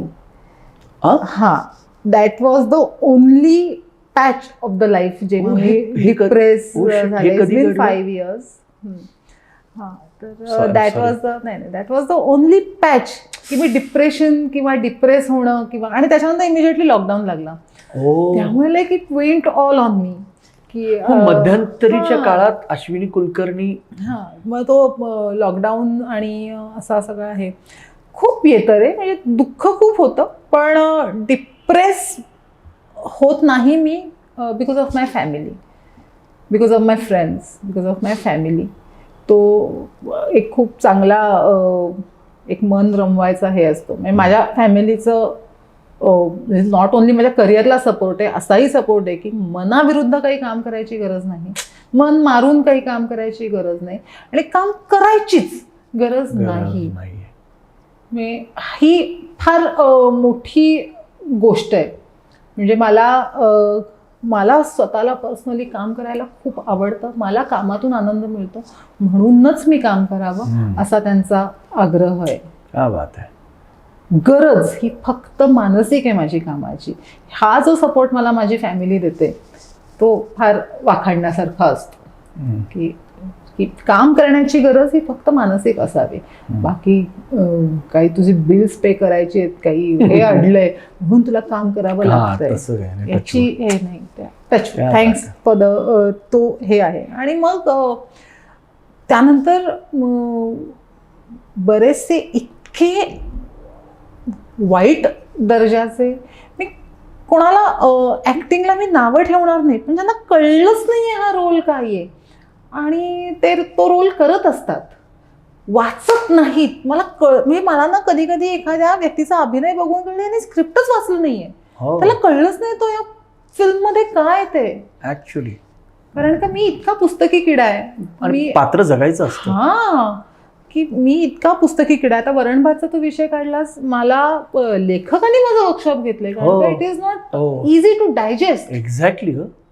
तो काही असं आलंय आणि तो काही seducing scene in general hero बरोबर करायचा नाहीये ना, त्याला एक चौकट आहे, ग्राफ आहे, आणि की आय एम हेटिंग दॅट किड, की का आणलाय याला घरात पासनं, तू नको जाऊस, मी वेडी होईन तुझ्याशिवाय पर्यंतचा ग्राफ आहे तो.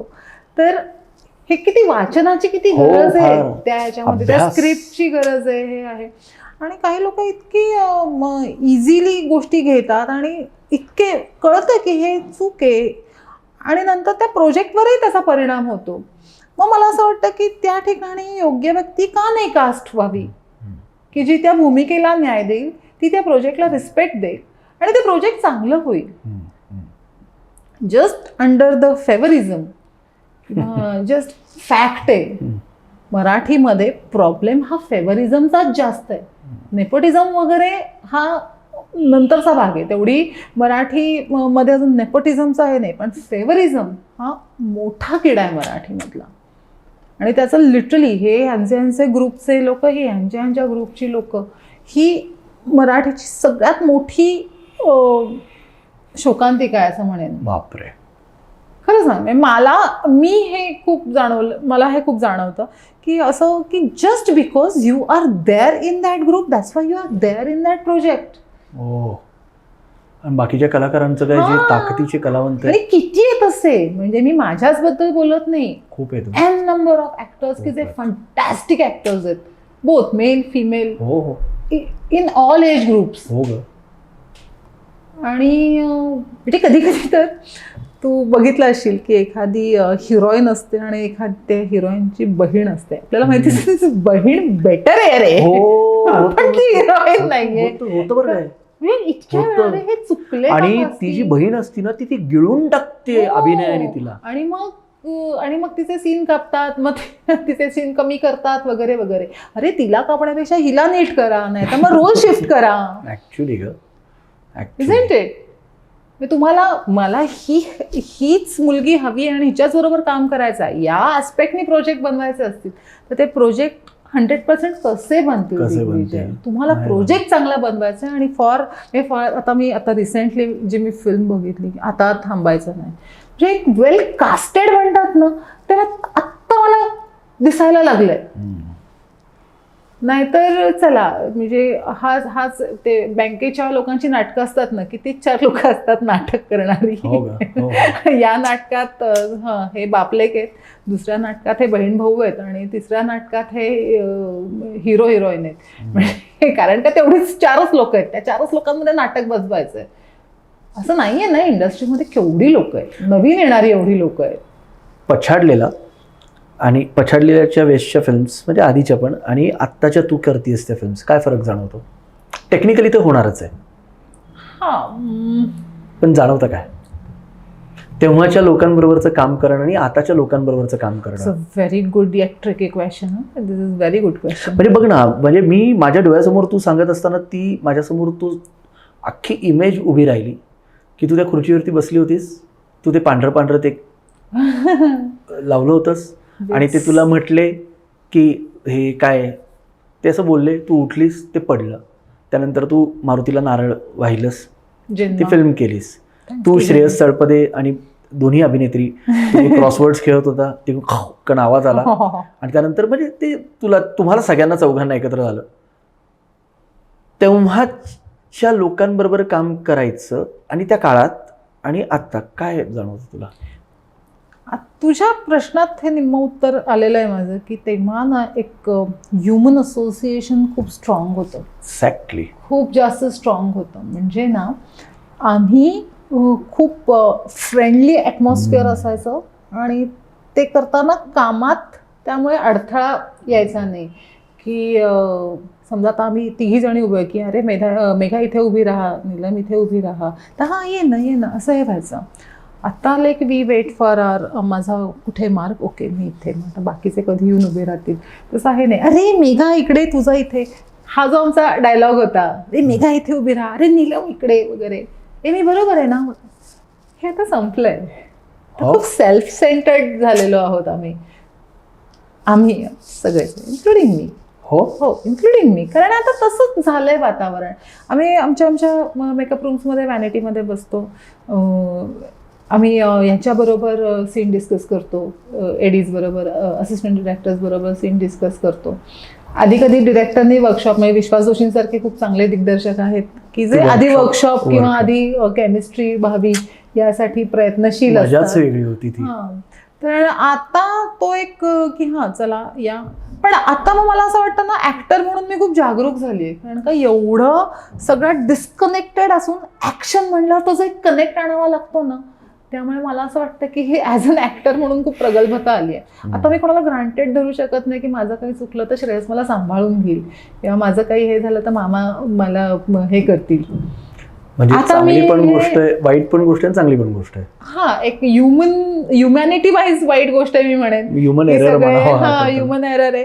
पण फॉर द ॲक्टर माझ्यातली आहे ती जास्त अलर्ट आणि हे आहे. मला माहिती आहे की सगळ्यांना माझी मजा बघायला थांबले, I have to give my best. Otherwise यातलं काही माझ्याकडनं चुकलं तर मी ती हे असणार आहे, I am the one whose gonna get all the blame. हो, मजा बघायलाच बसलेले आहेत. पण तरी टचवूड, म्हणजे सुदैवाने ना माझे दिग्दर्शक मला सगळे खूप चांगले मिळालेत. मांजरेकर तर उत्तमच, त्याचा प्रश्न. विश्वास जोशी, मध्यंतरी ऐतिहासिक सिनेमे पण तू केलेस. हो फतेह शिकस्त आणि हे, आणि त्या पिक्चरच्या असं अगदी काही खूप असं नाही, पण त्या पिक्चरच्या मेकिंग प्रोसेसमध्ये पण मी बऱ्यापैकी इन्व्हॉल्व्ह होते. ती माझी आवड होती. मला आवडतं त्याच्यामध्ये काम करायला. पण त्याचा अनुभव घेऊन मी आत्ता ॲज अ क्रिएटिव्ह काम खूप करते. म्हणजे तू जर का माझ्या काही ॲड्स बघितल्या असतील, सिक्रेट शांता वगैरे, तर ते लिहिलंय मी. तर हां, आणि केदार गायकवाड म्हणून DOP डिरेक्टर आहेत. आता आमची मॅच फिक्सिंग नावाची एक काय म्हणतात पॉलिटिकल थ्रिलर फिल्म आता जस्ट रिलीज झाली. पण दुर्दैवानी ती कर्नल पुरोहित आणि या सगळ्या गोष्टीवर बेस्ड होती, त्यामुळे तिशी दाबली गेली फिल्म. पण तरी फिल्म वॉज काम आपण केलं आणि ते रिलीज झालं याचा आनंद आहे. पण त्यामुळे हे रायटिंग क्रिएटिव्ह या प्रोसेसमध्ये मला मजा यायला लागली. ऐतिहासिक फिल्म दिग्पाल बरोबरच मी फतेह शिकस्त केली होती. दिग्पाल बरोबर मी नाटकही केलं होतं, ढाई अक्षर प्रेम के. आणि या त्याच्या ज्या अप टू पावनखिंड, नॉट त्याच्यानंतर नाही, त्या ह्याच्यापर्यंत बऱ्यापैकी प्रोसेसमध्ये मी इन्व्हॉल्व्ह असायचे. म्हणजे फार कार्यभाग अंगावर ओढून घेतलेला नव्हता, पण कसं चाललंय हे प्रोजेक्ट हे मी फार जवळून बघत होते आणि त्याच्यात हातभार लावायचा प्रयत्न करत होते. तर मला समहाव असं वाटतं दिग्पालने ती एक खूप छान सुरुवात करून दिली की हिस्टॉरिकल फिल्ममध्ये. पण मला असं वाटतं की आता तसं ना जरा ओव्हरडोस होतोय, किंवा ना ते आता फिल्म्स ज्या बजेटमध्ये बसतात ना, केल्या जात आहेत किंवा हे, तर ते वर्थ वाटत नाही. म्हणजे आता एक छावा जी विकी कौशलचा छावा बघून साधारण हिस्टॉरिकलचं ग्रँजर ते असलं पाहिजे किमान. पण तो इतिहास आहे, तो तुम्ही जितका रंजक आणि छान आणि रक्तरंजित आणि सुवर्णरंजित दाखवाल तितका तो बघणाऱ्याला मजा येणार आहे. ते छोट्या छोट्या बजेट्समध्ये होणारे हिस्टॉरिकल फिल्म मला असं वाटतं इज बिंग प्रॉब्लेम. म्हणजे त्याचा ग्रँजर कमी होत आहे, मग त्याचा इम्पॉर्टन्स पण कमी होईल की काय, अशी भीती कलाकार म्हणून तुला वाटतं? असं मला वाटतं, कलाकार म्हणून मला असं वाटतं. आणि महाराज दैवत आहेत, महाराज दैवत आहेत. मला इन जनरलच ना त्यांचं असं त्यांना का असं ओव्हर एक्सपोज करतात त्याचा मला त्रास होतो रे. कारण आपण लहानपणी जे वाचलंय महाराजांचं सगळं, म्हणजे कादंबरी म्हण, शिवकाल म्हण, श्रीमान योगी म्हण, किंवा जो सगळं आपण हे वाचतो आणि आपण जी काही दृश्य बघतो की का गाडीच्या मडगाडवर का महाराजांचा फोटो असावा. एक्झॅक्टली. मला हे अमंगल शरीरावर का महाराजांचा टॅटू असावा. नाही, महत्वाची गोष्ट. बरं, मला हे सांगायचंय, बरं झालं तू बोललीस की गाडीच्या मडगाडवरती तुम्ही छत्रपती शिवाजी महाराजांच्या आपल्या देवाचा फोटो दैवताचा फोटो लावतात. तुम्हाला हे कळलं पाहिजे. म्हणजे मला बघ ना किती आहे.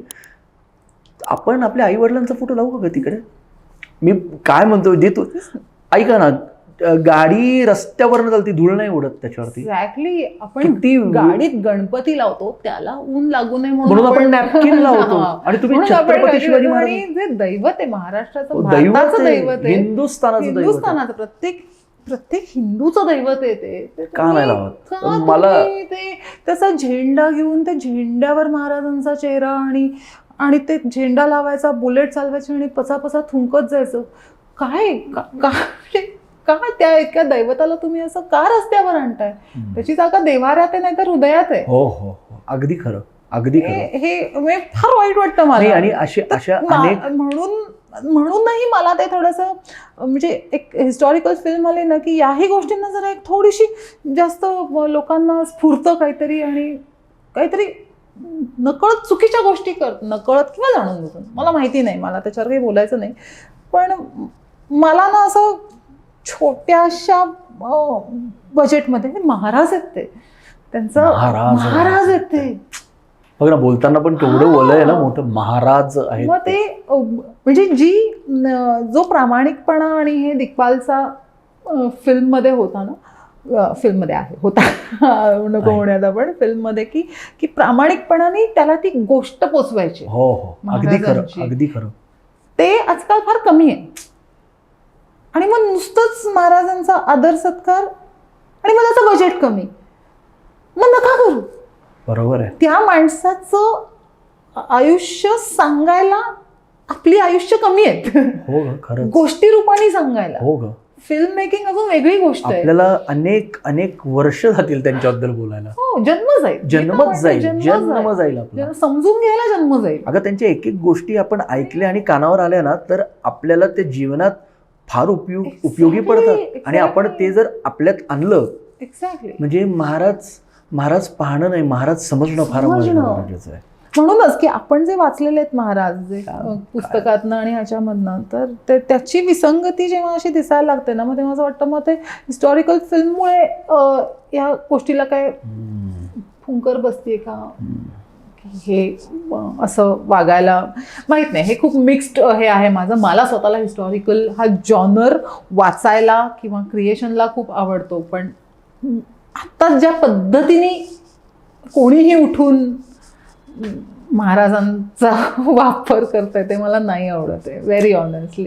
म्हणजे मला ते नाही रुचत आहे. एक दिग्पालचा प्रयत्न अत्यंत उत्तम आहे, कारण का तो गोष्ट सांगायचा प्रयत्न करतो, तो अनुकरणीय असं करायला जात नाही. हे बाबा फतेशिक फॉर दॅट मॅटर, आता फतेशिकसमध्ये मी स्वतः काम केलं होतं म्हणून की फतेशिकसमध्ये मी जी केलेली भूमिका होती बडे बेगम, तर इतकी छोटीशी हे होती की तुला खरं होती बडे बेगम, आम्हाला राग आला होता तुझ्याकडे बघताना. मला खरं आम्ही सिनेमा पाहिला ती बडी बेगमची, ते म्हणजे तो जो प्रकार आहे ना, हे बघ हे ऍक्टर असतो. आता ते समोरच्या माणसाला त्या कॅरेक्टर बद्दल ते संताप होणं. राम गणेश गडकरींनी जे लिहून ठेवलंय की जेव्हा तुमच्या नाटकातला निगेटिव्ह म्हणजे तुमच्या नाटकातला खलनायक जेव्हा हिरो विषयी बोलतो तेव्हा तो हिरो अजून मोठा होतो. एक्झॅक्टली. त्यामुळे ते जे होतं कुछ नाही हवा है मुझे लगा सिवा है, तो जो परत एकदा म्हणून दाखव ना, परत प्लीज प्लीज प्लीज. कुछ नाही हवा है, ते खिडकी उघडते आणि असं धाड, कुछ नहीं हवा है, दचक देते, कुछ नहीं हवा है मुझे लगा सिवा है. जे कळतं पॉज कसली फाटली यांची महाराजांच्या नुसत्या नावाने विचाराने की हवेत ना काही पडलं तर त्यांना वाटतं रे बापरे महाराज आले का, हे महाराज त्याच्यासाठी त्यांचा घोडा चित्र तलवार काही यावं लागत नाही, त्यांचा विचार आला तरी बास आहे. हे महाराज दहशत काय. छत्रपती शिवाजी महाराज की जय, हर हर महादेव. क्या बात आहे. काय एवढं तू मला सांग की हे सगळं एवढं तू इतकं सुंदर काम करते, घराघरात तू पोहोचलीयस सगळ्या गोष्टी. म्हणजे तू तसं बघायला गेलं तर आपण संघर्ष नाही म्हणावं, कारण संघर्ष तू केलेलाच आहेस त्याच्याबद्दल, खूप केला आणि करते, अजूनही करते. पण तू त्या संघर्षाला तू सुंदर संघर्ष म्हणून झेलतीयस त्याला. कारण तू सर्वात महत्वाची गोष्ट की मला खूप ह्या गोष्टीचा अभिमान वाटतो की आत्ता एवढ्या इंटरव्ह्यू मध्ये जेवढा आपण बोलतोय एकही कट नाही झाला. हो की खरं कॉफीसाठी एक कट व्हायला हवा होता, एकही कट नाही झाला. आणि मी तुला लिटरली सांगतो की अश्विनी कुलकर्णी ह्या अभिनेत्रीचे अनेक सिनेमे आपण पाहिलेले आहेत. वरण भात लोणचं वगैरे म्हणजे सॅल्यूट आहे. तो रोल करणं ते काय सोपं, ते काय सोपी ताकद. पण आणि तोही तू केला. पण त्यामुळे मला असं वाटतं की नक्की त्याच्यातनं कुठेतरी मोठा हिंदी सिनेमा तुला मिळणार आहे. अरे तथास्तु, नक्कीच होईल.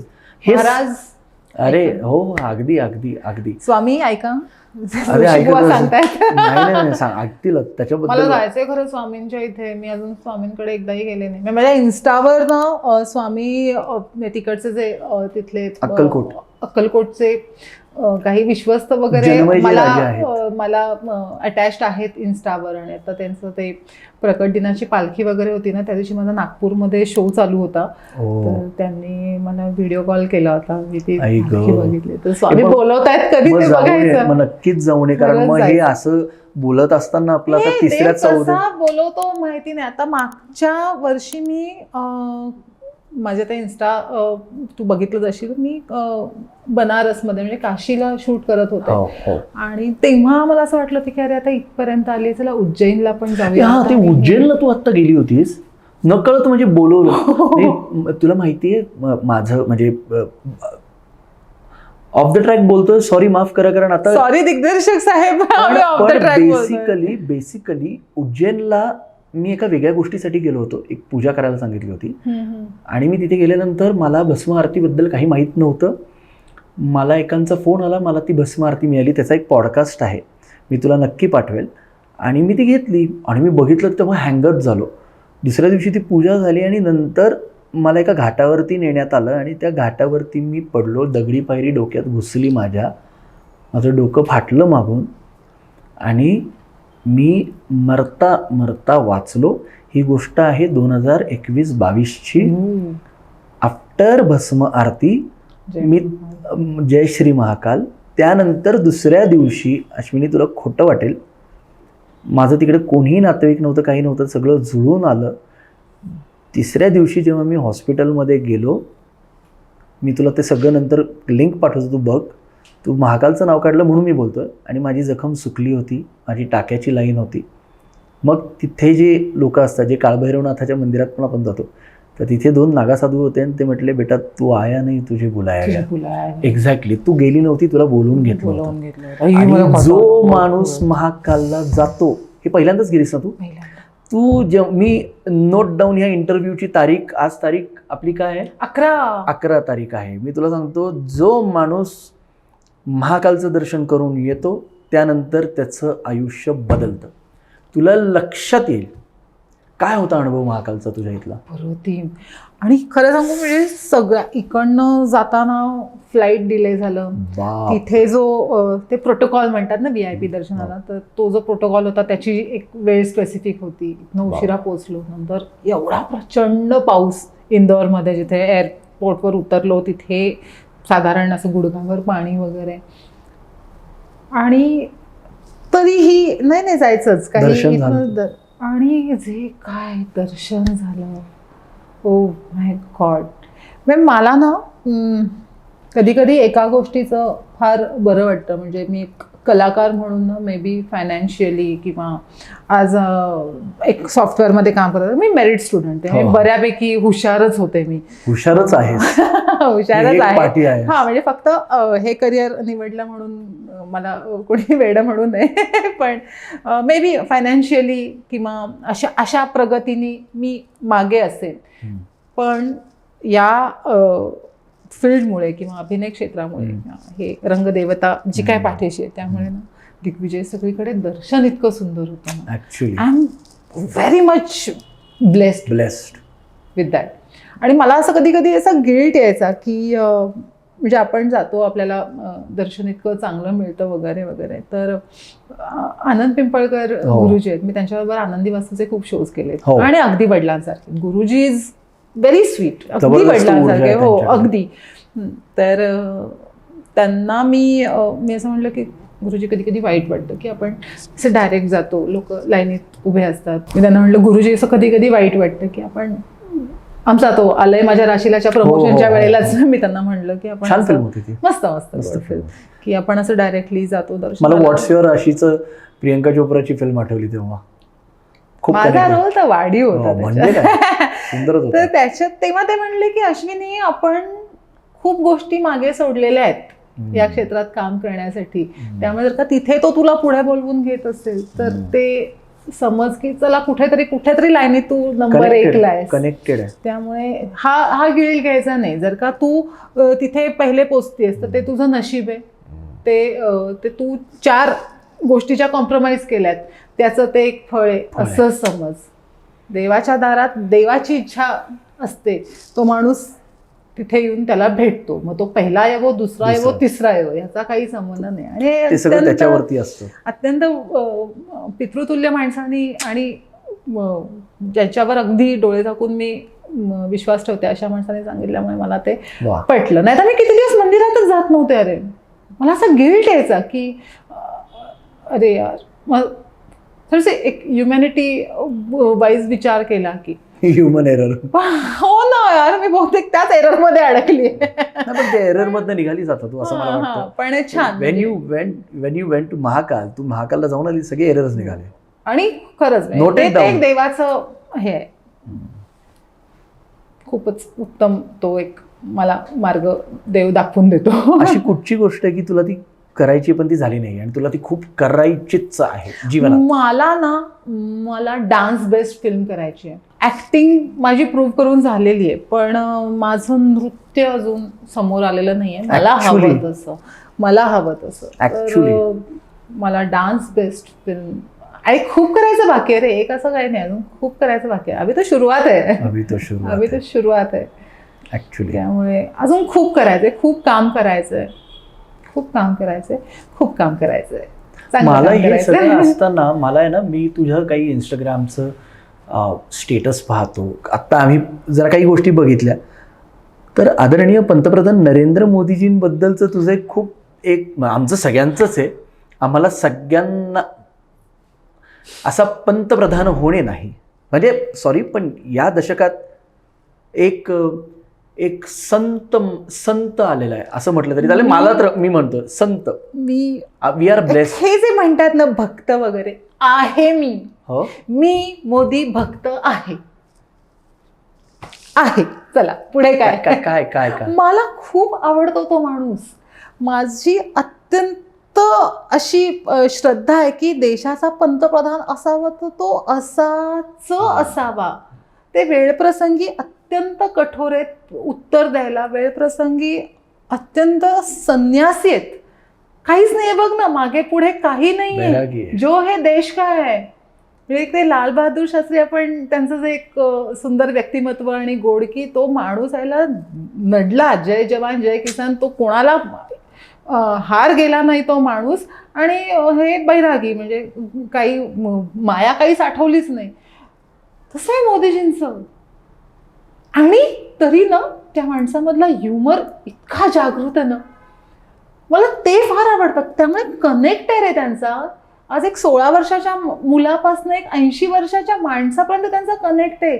ते त्यांचे ते इन्फ्लुएन्सर्स अवॉर्ड होते, हो तू बघ, ते प्रत्येकाशी त्यांच्या त्यांची कामं बघ, त्यांना ते त्यांच्या कामातलं माहित नव्हतं, ते त्यांना मोदीजींना माहिती होतं. त्या एका मुलाला तर किती गोड की इथल्या इन्फ्लुएन्सर्स मध्ये सगळे काही न्यूट्रिशनिस्ट पण आहेत त्यांच्याकडनं.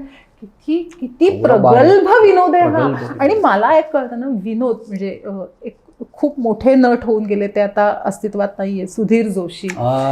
तर माझं अगदी इनिशियल काम हे चाललं होतं, तर मी त्यांना म्हणलो की अरे तुमचं हे नाटक मला खूप आवडायचं, मला हे खूप आवडायचं आणि कसलं भारी वगैरे वगैरे. तर ते मला, तेव्हा मी लहान होते आणि त्यांच्याबरोबर काम करत होते, तर ते मला म्हणाले होते की darling, good you like that, because comedy is a very serious business. आणि ते करेक्ट आहे की विनोद कळायला तुमची बुद्धिमत्ता प्रगल्भच लागते. ती मोदीजींचा जो कनेक्ट आहे ना या मुलांशी, की किती ह्युमरसली बोलतात ते, किती विनोदाने किती छान हे करतात. बरं, त्यांनी दुसऱ्यांवर केलेले विनोद सुद्धा इतके सटल असतात, बोचरे नसतात म्हणजे असं, आणि ते हर्ट नाही होत. हा, म्हणजे तोंड सोडून बोलतही नाही तो माणूस. वेअरॅज आज तो देशाच्या सर्वोच्च पदी आहे तो माणूस. अरे मी आहे रे, मला खूप आवडतात नरेंद्र मोदी आणि देवेंद्र फडणवीस. हे माझी 2 फेवरेट व्यक्तिमत्व आहेत. म्हणजे माझ्या फ्रेंड्सना, आजूबाजूच्या सगळ्यांना माहितीये की. आणि देवेंद्र फडणवीसचं पण मी सांगते, त्यांनी 2014 मध्ये ते एकदम दिसायला लागले. आणि आपला एक मित्र आहे रोहन मंकणी, तर त्यांच्या सभा वगैरे त्याचं सगळं इव्हेंट प्लॅनिंग रोहनकडे होतं. मी तेव्हा रोहनला म्हणलो, अरे अरे कोण आहे रे हे, मस्त आहे हा माणूस, हा मला जाम आवडलाय. अगं तू एडी आहेस का, तू कलाक्षेत्रात आहेस तू, हा. अरे म्हटलं, ती बुद्धिमत्ता जी आहे ना, जी मला प्रत्येक सभेमध्ये, जी प्रत्येक डिबेटमध्ये दिसते, it is worth being fan of. म्हटलं मी जाम फॅन झाले या माणसाची म्हटलं. आणि त्याच्या आधी मला खरंच माहिती नव्हतं. म्हणजे राजकारणात रस घ्यायला माझी सुरुवातच या 2 व्यक्तींमुळे झाली असं म्हणतो. म्हणजे माझं वाचन खूप आहे, देशात काय घडून गेलंय हे वाचन तर आपलं खूपच, म्हणजे पुस्तकी किडाच असल्यामुळे सगळंच म्हणजे सावरकरांपासून ते आत्ता ह्याच्यापर्यंत माझं सगळं वाचून झालेलं आहे. देशाचं राजकारण मला माहिती आहे, नाही असं नाही, पण त्याच्यातला इंटरेस्ट, अरे यार हा माणूस मला आवडलाय. मोदींमुळे ना ती अशी हे झालीये, काय म्हणतात ना, चार्ज अप झालीये की उद्या जर मला वाटलं तर मला 12 हत्तीचं बळ. एक्झॅक्टली. आणि ना आज तुझ्या माझ्यासारखी लोक, आपण ज्या फॅमिली बॅकग्राऊंड मधून येतो, आपण फक्त मतं देण्यापुरतं आपलं राजकारणात येत होता. पण आता मला असं वाटतं की जर का उद्या मला संधी आली तर मला जायचंय राजकारणात. काय बोलते? ही जी एक हे ना, एक छान इच्छा किंवा ही जी उर्मी आहे ना, ही मोदीजींनी देशाला दिली आहे. ऍक्च्युली की आज तुझ्या माझ्यासारख्या सामान्य घरातली लोक सेफ वातावरण क्रिएट केलंय. एक्झॅक्टली बरोबर, महिलांसाठी सेफ Exactly. वातावरण केलंय देवेंद्रजींनी पण. इव्हन तुला मी सांगतो की आपल्या कोथरूडकर आहे, कोथरूड विधानसभा मतदारसंघाचे आपले जे खरं मग कुटुंब प्रमुख म्हटलंच तरी चालेल, आदरणीय श्री चंद्रकांत दादा पाटील यांनी महिलांसाठी किती सुंदर उपक्रम केला त्याला Exactly. माहिती असेल. आता Oh. वस्ती भागात ज्या गरोदर महिला आहेत ना, त्यांच्यासाठी त्यांच्या म्हणजे त्या प्रेग्नंट आहेत, त्यांच्या डिलिव्हरीपासून आणि त्यांचे ते सगळे जे उपचार आहेत का, जे त्यांना ते जे त्यांच्या हेल्थ, हे सगळं करतात. आणि का माहितीये का, हे लोक थोडेसे निस्वार्थीच आहेत. एक्झॅक्टली, हा आणि ही दैवी ताकद आहे. हा, पण हे का शक्य होतं माहितीये, कारण का त्यांचा नेता तसा. हो, ऍक्च्युली यू आर राईट. हा हा एक हे आहे. मोदीजी, देवेंद्रजी, दादा असतील, योगी मुरली मी आता मी बनारसमध्ये ते शूटलाच गेले होते. अरे ते तिथली लोक सांगतात की आप इतने अच्छे समय पे आए हो, इतना अच्छा अभी ये समय है, ये जो योगी जी का अभी बनारस है. आणि त्यांचं असं एक छान हे असतं की बाबा भूखा उठाएगा लेकिन बाबा भूखा सुलाएगा नाही. ही जी एक आत्मनिर्भरता एका बनारस सारख्या ह्याला मिळते, इतकं सुंदर ते झालं आहे. तर आहे ना आपल्या मोदीजींचं सगळीकडे दैवीच आहे. नेता हे असेल ना, सक्षम असेल ना, तर सगळं प्रजा सक्षम होते. म्हणजे अश्विनी कुलकर्णी अभिनेत्री जेव्हा राजकारणात जाईल तेव्हा आम्ही असं म्हणूयात, आपल्या पोस्टवर लिहूयात की अश्विनीताई कुलकर्णी यांचं सहर्ष स्वागत. तुझ्या इच्छा पूर्ण व्हाव्या. पण ही राजकारणात आपणही जाऊ शकतो, ही भावना आज एक सामान्य घरातल्या मुलीला येणं फार मोठी गोष्ट आहे. कारण तो एक सेफ वातावरण क्रिएट केलंय. ही या सरकारची कमाल आहे. ऍक्च्युली तू बरोबर बोलतेस. या सगळ्या गोष्टी 100% भक्त असं हे करतात ना, अरे यार चल तसं असेल तर आहे. मी तुमचं असं म्हणणं आहे, ओके, आय लाईक मोदीजी आणि आय प्राऊडली लाईक मोदीजी. कोणी तुझ्या डोक्यात गेले का, राग येतो का? अरे खूप आहेत असे, खूप आहेत. माझं तेच आहे ना, मी खूप फटकळ आहे, किंवा मी म्हणजे मी ना नॉनसेन्स फारशी टॉलरेट करत नाही. मला ना असे हिडन मेसेजेस आणि त्या खरे आमच्या इंडस्ट्रीचं ते एक पार्ट अँड पार्सल आहे, तो येतोच. मुस्काटात वगैरे लावली कधी? काय बोलते? जोरदार. आता हे तुला ऑफ कॅमेरा सांगेन कोणाच्या लावली म्हणजे जोरदारच लावली आणि हो, म्हणजे असं एका चांगल्या प्रसंगी, म्हणजे व्यवस्थित गर्दी आहे आजूबाजूला बघून लावली. म्हणजे पुणेरी मिसळच निघाली का? झणझणीत. कोथरूडकरांची ताकद, पुण्याची ताकद, अश्विनीताई कुलकर्णी. एक कसं डोक्यात जातात ना ग. हो, नाही मला आता असं वाटतं की मी चूक केली, मी ते डिप्लोमॅटिकली हँडल करायला हवं होतं. तेव्हा प्रसंग पण तसा असेल, न्यू किंवा हे. पण हेच होतं की मी नवीन आहे, म्हणजे मी अवेलेबल नाहीये यार. तो जो एक हे असतो ना की मला कामाची गरज आहे, that doesn't mean I am available. Don't take me for granted. तो मेसेज लाऊड अँड क्लिअर गेला. पण मजा अशी झाली की आता मला असं वाटतं की मी ते डिप्लोमॅटिकली, पण आता मे बी हा वयाचाही भाग असेल, त्या काळात पछाडलेल्याच्या आधीची गोष्ट आहे, त्यामुळे हो. काय बोलते?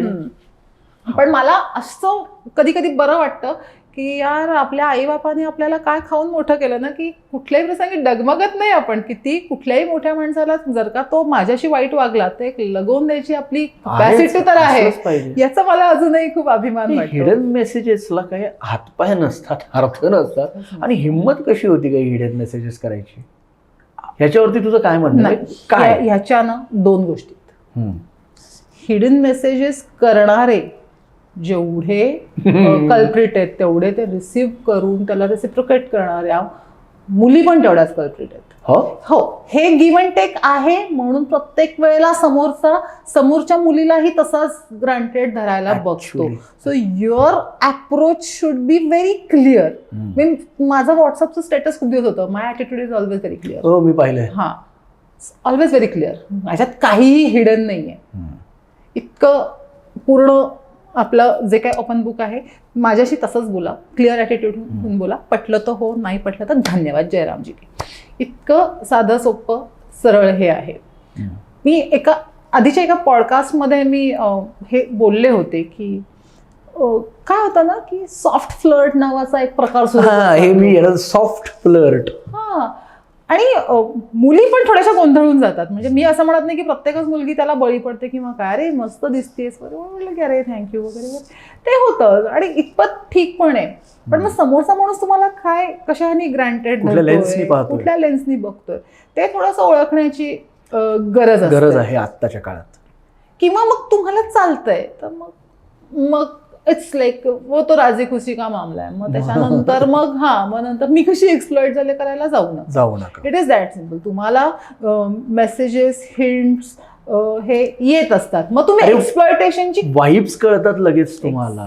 ह्या सगळ्याची गरजच लागत नाही, वाइब्स कळतात. आणि इतकं कोणी दुधखुळं नाहीये रे. आता तुम्हाला सांग, आपल्या पॉडकास्टमध्ये आपण आध्यात्मिक किती बोललो ना उज्जैन पासून महाराजांपासून स्वामी बोललो ना, आलं ना. याच्यातनं आपल्याला भाव कळतात, त्या वाइब्स लगेच क्रिएट होतात. ह्या गोष्टींवरती मला एक ह्या पॉडकास्टमध्ये तुला एक प्रश्न असा विचारायचा आहे की आत्ताच्या ज्या नवोदित मुली आहेत, जे नवोदित मुलींना ह्या फिल्म इंडस्ट्रीमध्ये करिअर करायचं आहे, कारण त्या काळात तू सुपरहिट सिनेमे दिलेले आहेस.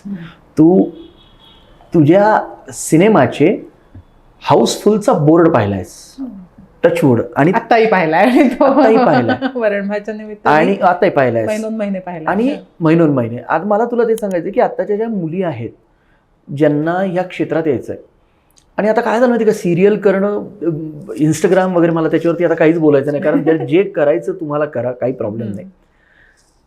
त्यांना तू काय संदेश देऊ इच्छितोस? म्हणजे त्यांना तुला काय संदेश द्यायचा आहे अश्विनी, की या क्षेत्रात यायचं असेल तर काय गोष्टी पाळा?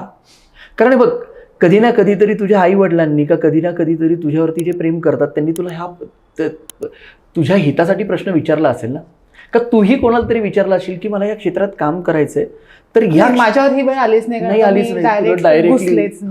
पण आता ज्या मुलींना ह्या क्षेत्रात काम करायचंय तर त्यांनी काय पाळलं पाहिजे?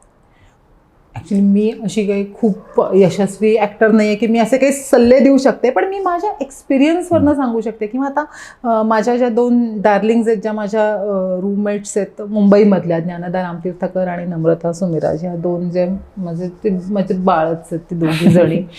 म्हणजे तर ती इतक्या जवळच्या व्यक्ती आहेत माझ्या दोघी की त्यांच्या बाबतीत मी खूप सिक्युअर्ड, पॉझिटिव्ह वगैरे असते. तर मला असं वाटतं की ज्ञानदाची जेव्हा पहिली सिरियल सख्या रे, तेव्हा मी तिला एक अगदी छान, तिला सतत तिच्याबरोबर राहून तिला खूप, या दोघींनाही, नम्रताला आणि ज्ञानदाला, असं मी प्रोटेक्ट केलं. प्रत्येकाला ते प्रोटेक्शन मिळणार नाही, मला नव्हतं, व्हेरी ऑनेस्टली. पण तेव्हा तुझ्याबरोबर लोक चांगली होती?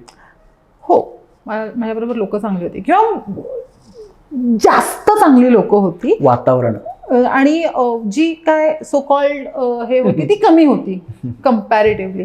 आणि कसं आहे, मी खूप, माझा अप्रोच खूप पॉझिटिव्ह आहे, त्यामुळे पॉझिटिव्हिटी अट्रॅक्ट्स पॉझिटिव्हिटी असंही होतं.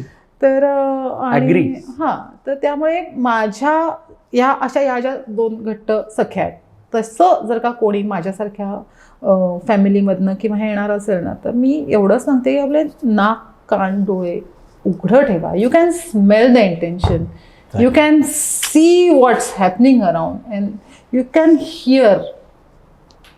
हे जे तू बोललेस स्मेल द इंटेन्शन, ह्या सगळ्या अख्ख्या पॉडकास्ट मधलं एक जबरदस्त वाक्य. You can smell the intention always. असं अजिबात होत नाही, अरे त्यांनी मला असं केलं आणि मी माझं एवढं गाढव कोणी नसतं. किंवा मग तिथे इमिजिएटली तिथे जी एक व्यक्ती असेल की ज्याच्यावर तुम्ही ट्रस्ट करू शकता, किंवा ती त्या सिच्युएशन हँडल करू शकते, की त्याला घ्या मध्ये, की अरे मी नाही आहे comfortable, he is trying to बोला इमिजिएटली. तुम्ही जर का ते गप्प म्हणून तोंडही उघडं ठेवायचं म्हणणं असते की तुम्हाला जर का एखादी गोष्ट पटत नाहीये किंवा ती तुमच्या कम्फर्ट लेवलच्या बाहेर जाते, तर तो हे केला पाहिजे. वरण भात सारखी फिल्म करताना मी एक तर पहिली गोष्ट ते तर तू ऐकलंच असेल की मला आधी सुप्रियाचा रोल दिला होता, हो. जो हिने केला. मी म्हटलं मला हे करायचंय करून मी तो काकीचा रोल मागून घेतला. त्यातही तू काकी वाटत नाही, पण तू मी केलंय. वाढवलं वजन. हो, आता ते कमी वाढवलं. होत नाहीये. हो का? मी आळशी आहे ते आहेच आहे अजून. कसं वाढवलं काय? खाऊन देवा. खाऊन वाढवलं. हो, मग काय, मग केस वाढवले, वजन वाढवलं, चष्मा लावला, असं बऱ्याच गोष्टी केल्या मी त्या तू ते रोलसाठी. पात्र जगलीच बरं का हो, पण. मला काय मला केलंयस खूपच ते? आवडतं ते. पण त्याच्यात सुद्धा महेशजींना हे माहिती होतं की माझ्या न्यूडिटी लिमिटेशन्स आहेत. मी I can't do smooch, beyond. हा. आय कांट गो टॉपलेस, हो. किंवा त्या साडीमध्ये सुद्धा माझी जी सायकलिंग शॉर्ट आहे त्याच्यापेक्षा मी जास्त एक्सपोज नाही करू शकत. आय न्यू माय बाउंड्रीज आणि also my director knew that. त्यामुळे आणि पण त्यांचा माझ्या कामावर विश्वास होता नशिबाने. त्यामुळे त्या अख्ख्या ह्याच्यामध्ये हॉटनेस ओव्हरलोडेड असला तरी न्यूडिटी नाहीये. ही मजा आहे, ही मजा आहे. त्यामुळे आहे पण नाहीये. तुमचा कम्फर्ट लेवल जर का कुठे ब्रीच होत असेल तर तुम्ही तेवढं कम्फर्टेबली कामच नाही करू शकणार आहात. मग कशाला करायचं? कशाला करायचं? जिथे तुम्हाला वाटतं की हे डिस्कम्फर्टेबल होते, अरे हे नाही होते, तुम्हाला इंटिमेट सीन करायला सुद्धा एक वेगळ्या प्रकारची एक सिक्युरिटी, एक हे लागतो. जर का तो होत नसेल किंवा समोरचा माणूस जर का ती पाळत नसेल तर तुम्ही जो तिथे इन्चार्ज आहे त्याच्याशी बोललं पाहिजे. अगदी बरोबर. तुम्ही एक्सप्लॉइट तुम्हाला समोरचा करतोय याच्याबरोबर तुम्ही एक्सप्लॉइट होताय हे पण तितकंच खरं आहे. You should not gate exploit point असं मला वाटतं. कारण मी नाही हे करून घेत. त्यामुळे मी म्हणूनच सांगितलं, मी माझ्या एक्सपिरियन्सनी सांगते जे काय सांगते.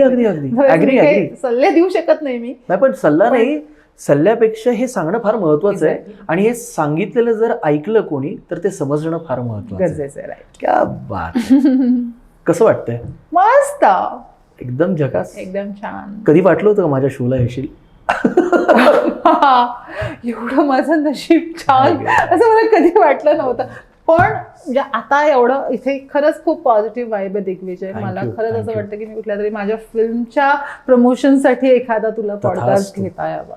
तू आता आणि मला दिलेच आहे आशीर्वाद हिंदी फिल्मचे वगैरे. बेसिक काय आहे, आपण सगळेजण एक अशा वातावरणातनं वाढलोय. आपल्या घरात आजही पेपरला जाताना, परीक्षेला जाताना आपण आपल्या देवाला, आजी आजोबांना, आई बाबांना, घरातले जेवढे थोर मोठे आहेत त्यांच्या पाया पडून जाणारे आपण लोक आहोत. हे मी तुला म्हटलं ना, आपण त्या काळात ते तसे आहे. आणि आजही आपण घरात, आपण म्हणतो ना, बघ तुझ्या घरातही असेल, आमच्याही घरात असेल, आवाज मोठ्याने करू नका, हळू बोला, घरातले वाईब्स असतात. ज्या घराची वास्तू सुंदर असती ना ती तथास्तू करत असते. आणि बेसिकली तू गजानन महाराजांचं सांगितलंस, तू स्वामींचं सांगितलंस. तुला माहित असेल तर ह्या घरामध्ये जेव्हा पॉडकास्ट सुरू झाला तेव्हा आम्ही स्वामींची पूजा केली. तुझ्या आधी आत्ता जो इंटरव्ह्यू झाला तुला दाखवायला आवडेल, दाखव रे जरा, बघ कनेक्शन्स काय. अगं ते आहेत. महाकाल महादेव आता जे पॉडकास्टला येऊन गेले त्यांनी मला ही भेट दिली बघ. So beautiful. अरे मंजुश्री संदीप खर्डे. हो, संदीप, त्या माझी नगरसेविका. हो, मला माहिती आहे त्या. कारण मध्ये आम्ही ते पोलिसांसाठी आम्ही बरंच काही हे केलं. हे आणल्यानंतर तर मग मी चमकलो. पण त्यांच्या इव्हेंटला मला नव्हतं जाता आलं कारण का तेव्हा ते कोविडचे बरेच हे होते ना, तर फक्त आनंद इंगळे आणि विजय पटवर्धन गेले होते. त्या सगळ्या ह्याच्यात मी खूप ऍक्टिव्ह होते त्या कोविडच्या. तो सगळा जो एक आम्ही मदत नाही म्हणणार पण जे काय शक्य आहे ते थोडंसं यांची मदत त्यांच्यापर्यंत पोहोचवणे, पोस्टमनगिरी केली थोडीफार त्याच्यात. तुला रियालिटी शोज वगैरे ऑफर होतात का कधी? नाही, फार नाही झाले. बिग बॉस ऑफर झाला कधी? बिग बॉस झालं. का नाही गेलंस? मला माझं फारसं प्रायव्हेट लाईफ फारसं. ऑफर झाली होती तुला? हो, आमचं तर ह्याचं वरण भातचं पोस्टरच बिग बॉस मध्ये लॉन्च झालं. हो बरोबर की, झाली होती. पण मला तो नाही आवडत फॉर्मॅट. मला ना लोकांनी ॲज अन ऍक्टर म्हणूनच बघावं असं वाटतं. म्हणजे डार्क साईड असेल का तुमचा मायनस प्लस पॉइंट जातात बाहेर असं वाटतं तुला? नाही रे, म्हणजे मला असं वाटतं की लोकांनी तिकीट काढूनच मला बघा. ओ ग्रेट ग्रेट. नाही दॅट्स लाईक टू मच. पण मला नाही आवडत तो फॉर्मॅट. ग्रेट. म्हणजे मला असं वाटतं की कदाचित तिथे आता माझे बरेचसे मित्रमैत्रिणी बिग बॉसमध्ये जाऊन आलेत, तर त्यांनी मुद्दामून नावं नाही घेणार, की जे ॲज अ फ्रेंड आणि हे इतके चांगले आहेत की त्यांना तिथे जे दाखवलंय की खूपच भांडकुदळे किंवा हे असं असे नाहीये. नाही आहेत ती लोक. नाहीये ते. मग आपण जे नाही आहोत ते जर का ते शोधून शोधून तेच दाखवणार असतील किंवा त्यांना त्याच्यातच दाखवण्यातच त्यांचा ड्रामा क्रिएट होत असेल तर कशाला ना, म्हणजे आपण वेगळा तमाशा करूयात ना, आपल्याच लाईफचा तमाशा कशाला करायचा असं मला वाटतं. तू अशी स्पष्ट आहे, स्पष्ट वक्ता आहे, स्पष्ट बोलते, ह्याचा कधी त्रास होतो? खूप. मला मी किती प्रोजेक्ट गेली आहेत माझे हो. त्यामुळे. हेच हे हिडन मेसेजेस जे पटकन स्मेल होतात, इंटेन्शन ते कळले की असं वाटतं की आपण काम करणार असूयात तर आपण पुढे जाऊयात, नाही तर आपण थांबूयात इथेच, असं माझं पटकन निघून जातं. आय कांट टॉलरेट हो जर का म्हणजे उगीच मी असं हातात गाजर ठेवून काम नाही करू शकत. बापरे. हो. आणि आहे रे दुर्दैवाने आमच्या इंडस्ट्रीत असं खूप आहे. You can't deny that. मग असं वाटतं की नको राहू देत, हा डिस्कम्फर्ट घेऊन मी काम नाही करू शकत. आणि मानसिक त्रास कोणी परतचा भोगायचा. तेच ना.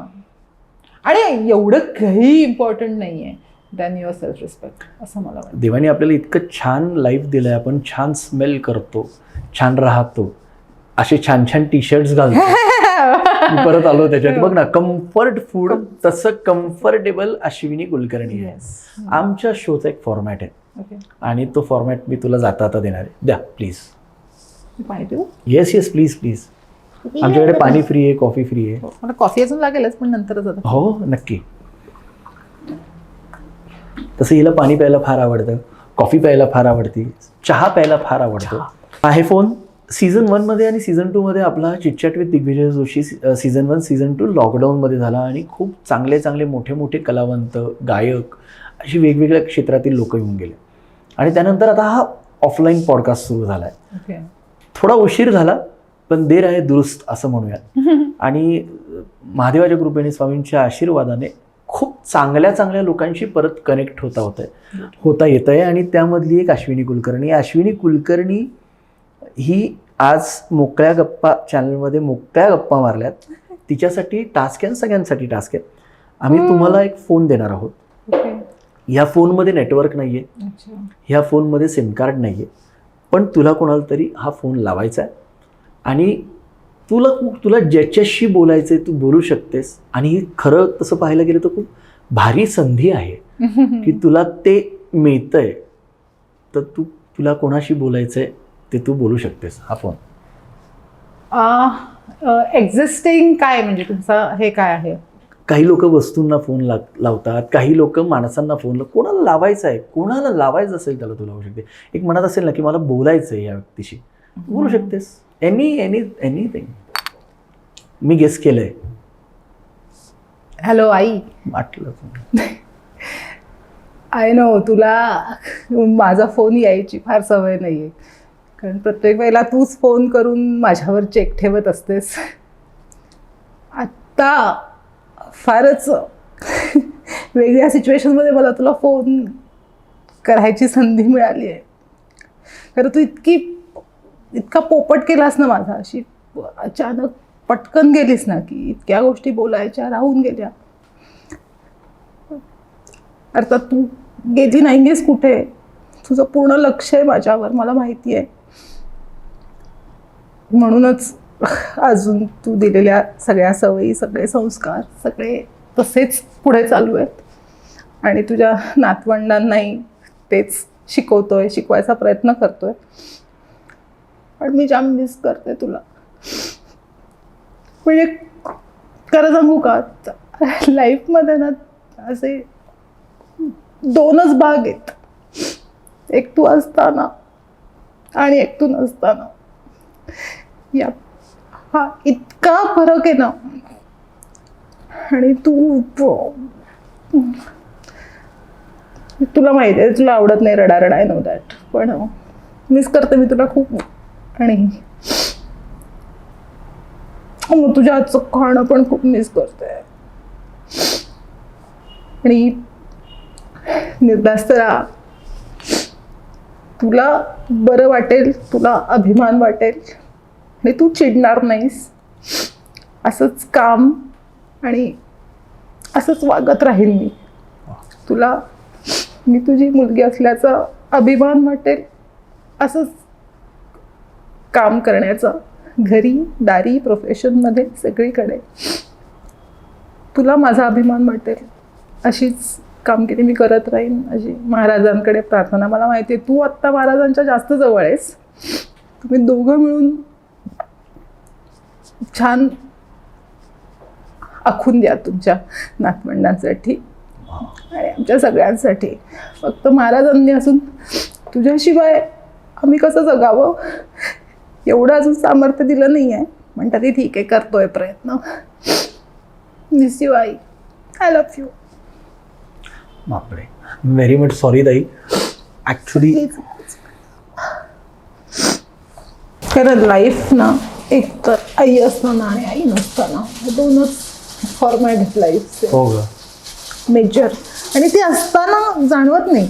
आपण खूप ग्रांटेड समोर म्हणलं की तुला मी फोन करायची सवयच नाही, तिचाच मला फोन येणार. उठलीस का, झालास का स्वयंपाक, डब्यात काय घेतलं, हेच. आणि जेव्हा ते विचारणारं बंद शूटिंगला जाताना सुद्धा मी डबा घेऊन जाते. हो, इतका तिचा हे आहे आपल्या. ते विचारताना विचारायला कोणी नसलं ना तर ते फार अवघड होतं अगं. थँक्यू. ही आहे आमची अश्विनी कुलकर्णी ताई आणि ही आहे खरीखुरी अश्विनी कुलकर्णी.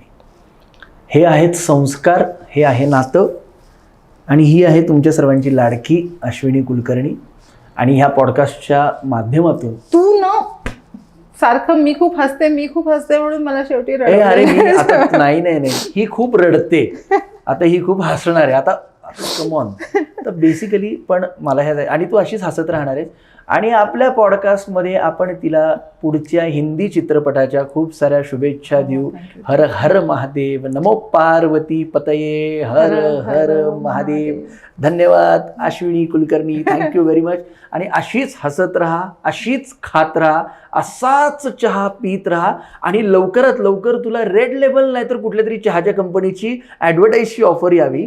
आणि लवकरात लवकर तुला संतूर साबणाची पण ॲडव्हर्टाईज यावी. कारण तू ऍडव्हर्टाईज म्हणजे मला ऍज अ मॉडेलही चालेल आणि ऍज अ मेकरही चालेल. नाही, मेकर म्हणून तर करशीलच, पण तुला तसं नक्की असं कुठलं तरी मॉडेल म्हणून की संतूर मॉम असं आलं क्या बात.